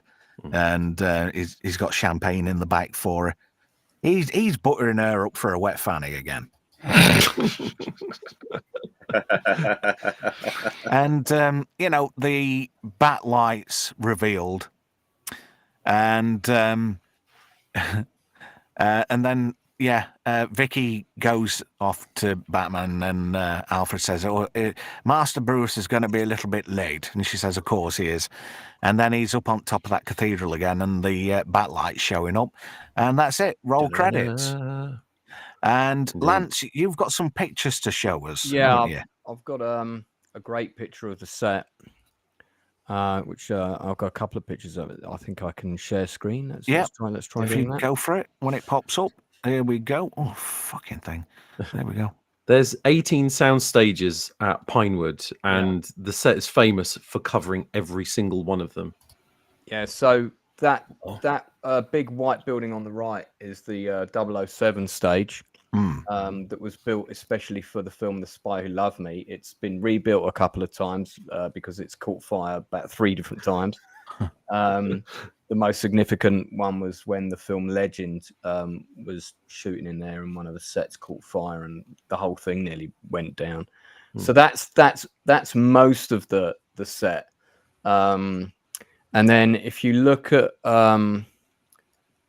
this view, let me I'll just take that down. And it's really weird in the pictures. You don't get a sense of the scale. But I've been on the ground at Pinewood, and it is such a long walk to get from one end to the other. Yeah, really so this will give you some of it. Sorry, the picture's a bit tiny, but it will give you a bit of an idea. If you see the people and you're looking down the kind of the street, it's a huge distance. And this is quite a small section of Pinewood Studios as well. This is the far end. Yeah. And I think they extended the street a little bit further in from what you saw on the aerial photograph. I also found you, thought you might quite like to see this. I found you a picture of the model of the bat plane, which is kind of cool. So you got an idea of this. There's loads of really good pictures on IMDb, but this is just one of the bat plane. Can I just say there is going to be a lot of people who are going to be shouting in the chat saying it's called the Batwing. Oh, whatever. Let me get on with it.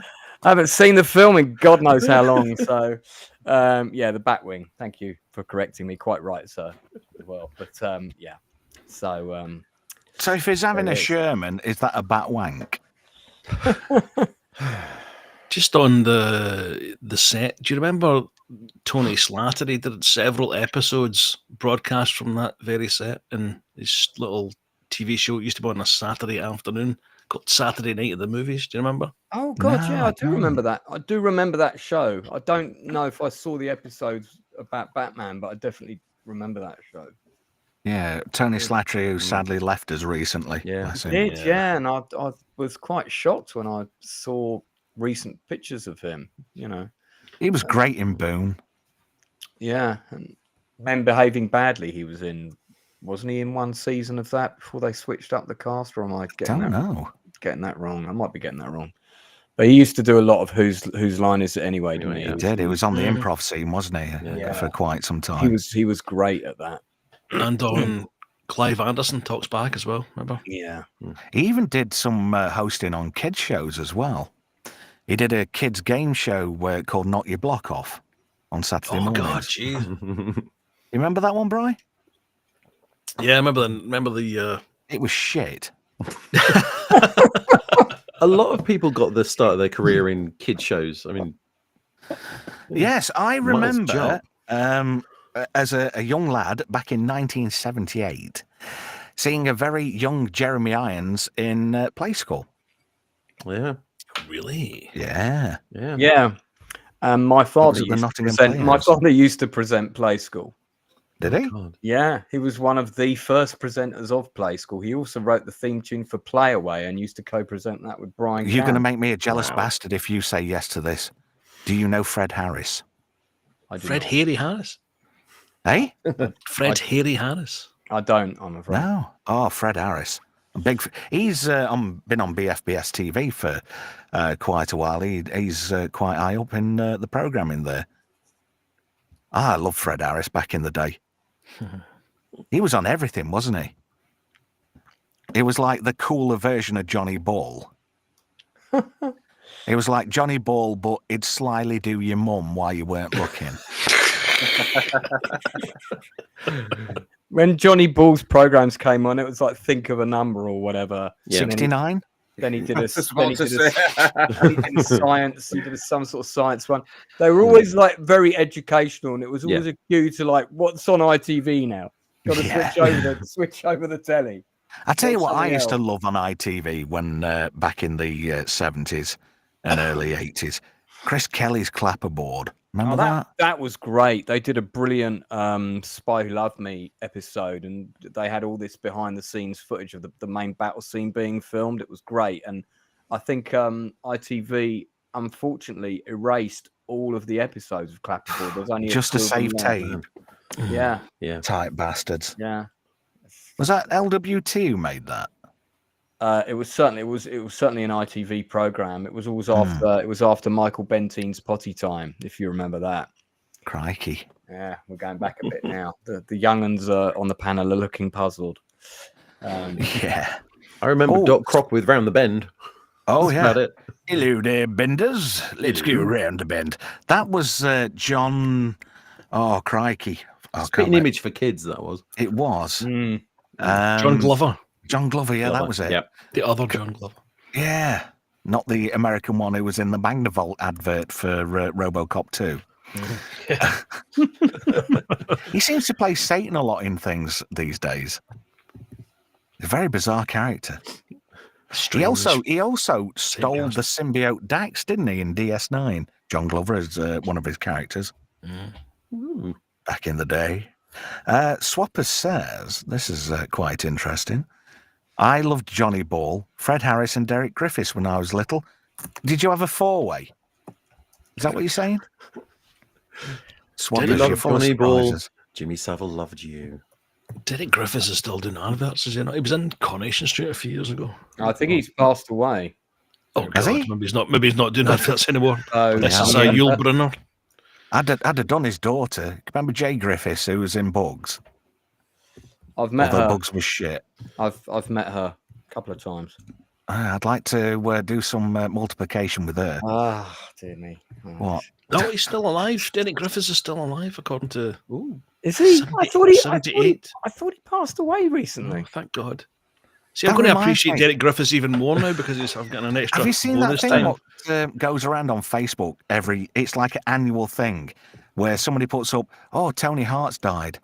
And he died like 20 years ago. Yeah. Really, Facebook is really fucking taking the piss out of it. They've just said something about I forgot where it was now, but it has been popping up about this guy's dad is like that was like a year ago. What's going on? Yeah, Facebook's gone really fucking downhill. They're trying to get clicks. That's what they are doing. I have joined the clickbait society with the thumbnail for this video. I didn't have enough room to put the word review, so I just put Batman full movie. Oops. Well, the thing is, when we did Big Trouble in Little China a couple of weeks ago, I just did a thumbnail with Big Trouble in Little China and a graphic of Kurt Russell and Kim Cattrall. And I got something like over 6,000 likes. Views, sorry, not likes. And that was down to me not being explanatory, if that's a word, not explaining the title clearly in the thumbnail. But I make no fucking sorries about that. It happens. I didn't do it on purpose. It was fun discovering that fact. Because when I got a message saying, "Have you seen how many views your videos had?" And I'm like, "No." So I had to fanny about and get in these stats and have a look at what we're cracking off. And it was just basically down to me not putting Monday Night Mayhem on the thumbnail. But somebody did bollock me earlier about that, didn't they, Brian? They did. I think it's counterproductive. I think it wasn't on purpose. It was time constraints. Because a couple of people weren't happy with the original thumbnail, so I thought I'd spice it up a little bit, but not bullshit. That was just unintentional. It happens. Anyway, final thoughts, Lance. Make it a quick one. This is my favourite Batman movie. That's nice. I'm joking. No, well, apart from the Adam West one, of course, with the ticking time bomb on the pier. I mean, how can you beat that exciting scene? Oh, classic. That's the one with the dehydration gun, isn't it? I love that. I remember that. No, I really like the look of this. I mean, I'm not a fan of the second film, I have to say, because as soon as you put two villains in a movie, you start diluting it. And I'm a strong advocate of one villain only in superhero films. Night Sword in the Storm. It's just that you don't have enough time to spend on the character development of one villain, really, let alone two, and you start adding more and more and more, and it just, But anyway, I just think this is the best all-round Batman film. It's got the best score, it's got the best production design, it's got the best car.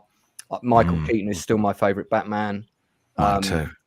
Jack Nicholson, and it's between Jack Nicholson and Heath Ledger for me for Joker. Really? Bless him. I really liked Heath Ledger's Joker, but I'd probably give it to Nicholson overall because he's so evil. And movie-wise, in real terms, he's the first and the best, really, isn't he? He is the epitome of the Joker. Yeah, he was born to play that role as well. He's got a helmet, apparently. Boy, has he got a helmet. I got a helmet. And all the supporting cast are great as well, and all people at the top of their game in the key crew roles. It's just a fantastic. Definitely. But I wish it had been more violent. I wish I hadn't got the violence. Yeah.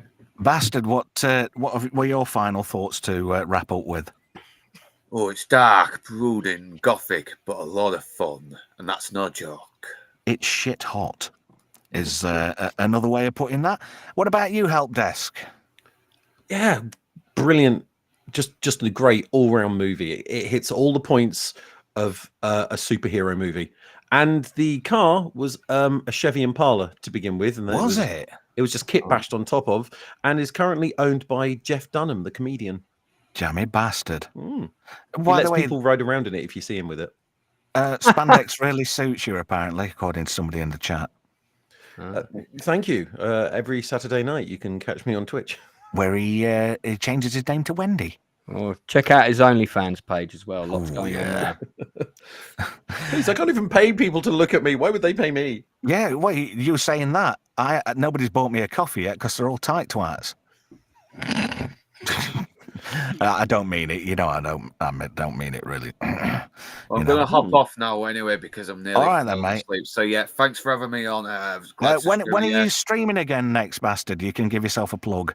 Oh yeah. Friday, I'll be talking with Stu Penzo, maybe some more guests on Satoshi Kon's Millennium Actress, which I've just recently watched for the first time as well, and I recommend it. I really do. And you're on mine tomorrow night. Yes, I am. Yes, I'm on there tomorrow night, and I think I'll be doing a Reacher stream and a Reacher Daredevil Reborn stream as well, and I might do another one on some movie if I see it. If that I see for the first time, I don't know yet. We'll see what happens. Okay. Well, you take care, mate, and we'll catch up with you later. You lovable you bastard. I'll see you another time. All right, take care then. Ta-ra, mate. Bye-bye. Brian, your final thoughts, sir? Yes. I love this movie, as you well know. It was darker than anything else I'd seen, I think, probably at that time. The only real complaint is I wish Nicholson had been younger and slimmer when he did it. And that might have happened had I'd run into so many production problems. But when you see an amount of energy, it does bring a lot of energy to this role, but when you see how he performs in The Shining, and the amount of energy he's got there, hi, DVB. And it's one element I wish they'd got him a little bit closer to the character. The soundtrack is absolutely brilliant, as you know. And there's so many scenes in this film that are iconic and scenes that I love. Some of my favourite scenes in cinema come from this movie, and it's probably the reason why I ended up being such a massive fan of Jack Nicholson. I think I tried to, even when I was younger, I tried to get so many of his movies and watch as many as I could. But a lot of people said Burton had fluffed this, and he didn't. No, not at all. Who said that? They were quite Barry Norman for one. Really? At the time. He didn't like this. A lot of people did not like Michael Keaton as Batman. No, they didn't. When it first came out. There were letters of he was virtually unknown apart from doing Beetlejuice and a couple of other small films. Yeah. And I think Barry Norman said at the time he'd not got that leading man quality. He'd not got that X factor, if you will. So I think he was basing it all down on that. But then again, Barry Norman did fuck up quite a few times about films, saying this won't do anything, that won't do anything, that's a pile of crap, and they went on to be box office smashers or complete cult classics. And why not? And why not? I remember his spitting image puppet was more like Barry Norman than him. That was brilliant. Yeah. And why not? Anything in the chat? Anybody got any final thoughts about this? Oh, there we go. DVB says, just tuned in. This is the first time I've ever seen this channel. Well, thank you for joining us. I don't think I've met you before, DVB, but it's nice to have you aboard, matey. Give us a sub. Give us a sub. That'd be nice if you've enjoyed what you've seen so far, all 7 minutes of it. Have a lad as DVB been on from of old. Have a look back through the channel. We've got some fantastic streams on old movies and some nice foobar chats to catch up on. Hey, very complimentary of you here, Brian. He says, very cool to see you on the panel. We love Brian on this channel. Brian is a big part of this channel. That's very, very kind of you. Well, it's true. You do a lot of hard work behind the scenes. You put a lot of stuff together for me, and I really appreciate it. So credit where it's due, and you do a really, really good job of it. You go above and beyond. Both you and Melvin have both been essential elements of the channel. You know, Cheers, Trev. It's a pleasure to be able to contribute to this. Thank you very much, DVB. Subbed and liked. Thank you. It's always appreciated. We're still a fledgling channel, and it'd be nice to build things up. And I'm quite enjoying the whole YouTube thing. After being on other people's streams for years and years, I finally got the gumption to give it a go. Wow, and good job too, sir. Thank you. I appreciate that, Lance. Do you want to give your channel a plug, sir? The Outcast Creative, my channel is primarily here to support creative people. So if you're somebody who's got a board game that they're doing on Kickstarter, or you're a filmmaker, or you're writing a book, or anything creative, music, whatever it might be, as long as you've got something that we can see, I'll get you on the channel for an interview, and we'll plug your stuff. Thank you. That's the other kind thing of we you. do is we review and talk about films that we love. So Nielsen ratings every Tuesday night at 10 o'clock, quite late, but I am a bit of a night owl, so that suits me well. Yeah. We do 2 hours of film and TV reviews, mainly focusing on stuff we really like or stuff we thought was going to be good, and then we might occasionally There's more of that about these days. Just look at Snow White. Yeah, and then That was after never going to be good. after Critical Drinkers Open Bar, I do a open bar after party stream, which used to be called Late Night with Lancey, but I think we're just going to call it Open Bar After Party now. And there's no donkey snorting cocaine in there, is there? No, but that stream is open to anyone who's got a YouTube channel, so for you to jump on. So whether you've got 5 subs, 500 subs, I don't care, as long as you've got a YouTube channel and you're making content. If I'm ever doing a Late Night with Lancey stream, you can message me in the chat, and if we've got room, you can come on. Brilliant. Be part keep of the that panel. in mind. It's like open to everybody. And I mean, the Nielsen ratings, I've got a fixed panel, but I try and bring on a new person every so often. So if any of you ever want to come on there, just give me a shout and we'll sort that out. And then you meant come on the stream, didn't you? Not anywhere else. Oh my God, it never ends. Chew the Fat is on Sunday nights, normally at 8 o'clock, and that's when we do a deep dive on one specific film or TV show. It's not every Sunday, but we're going to be restarting that again with season 3 of The Shield later this year. And we'll be doing the new Spartacus show when the House of Asher, when that drops, we'll be doing a weekly review of that. So yeah, so lots of stuff coming. Oh God, my God, I nearly forgot. I'm interviewing actor Cameron Jack on Wednesday at 8 o'clock. So he was one of the leads in the original London production of Queen We Will Rock You, but he's also been in a ton of TV shows and movies. An actor from Scotland, like one of our good guests here. So nice. Well, that's great of you to say. Just going to get through a few more chat bits. MC says, well done, Trev and panel. Hey, it's the panel, not me. Very complimentary here. Timey-wimey-limey says, not Brian is the man. Business out back, entertainment up front, like the mullet, but in reverse. I'll take that. I'd take that as a compliment.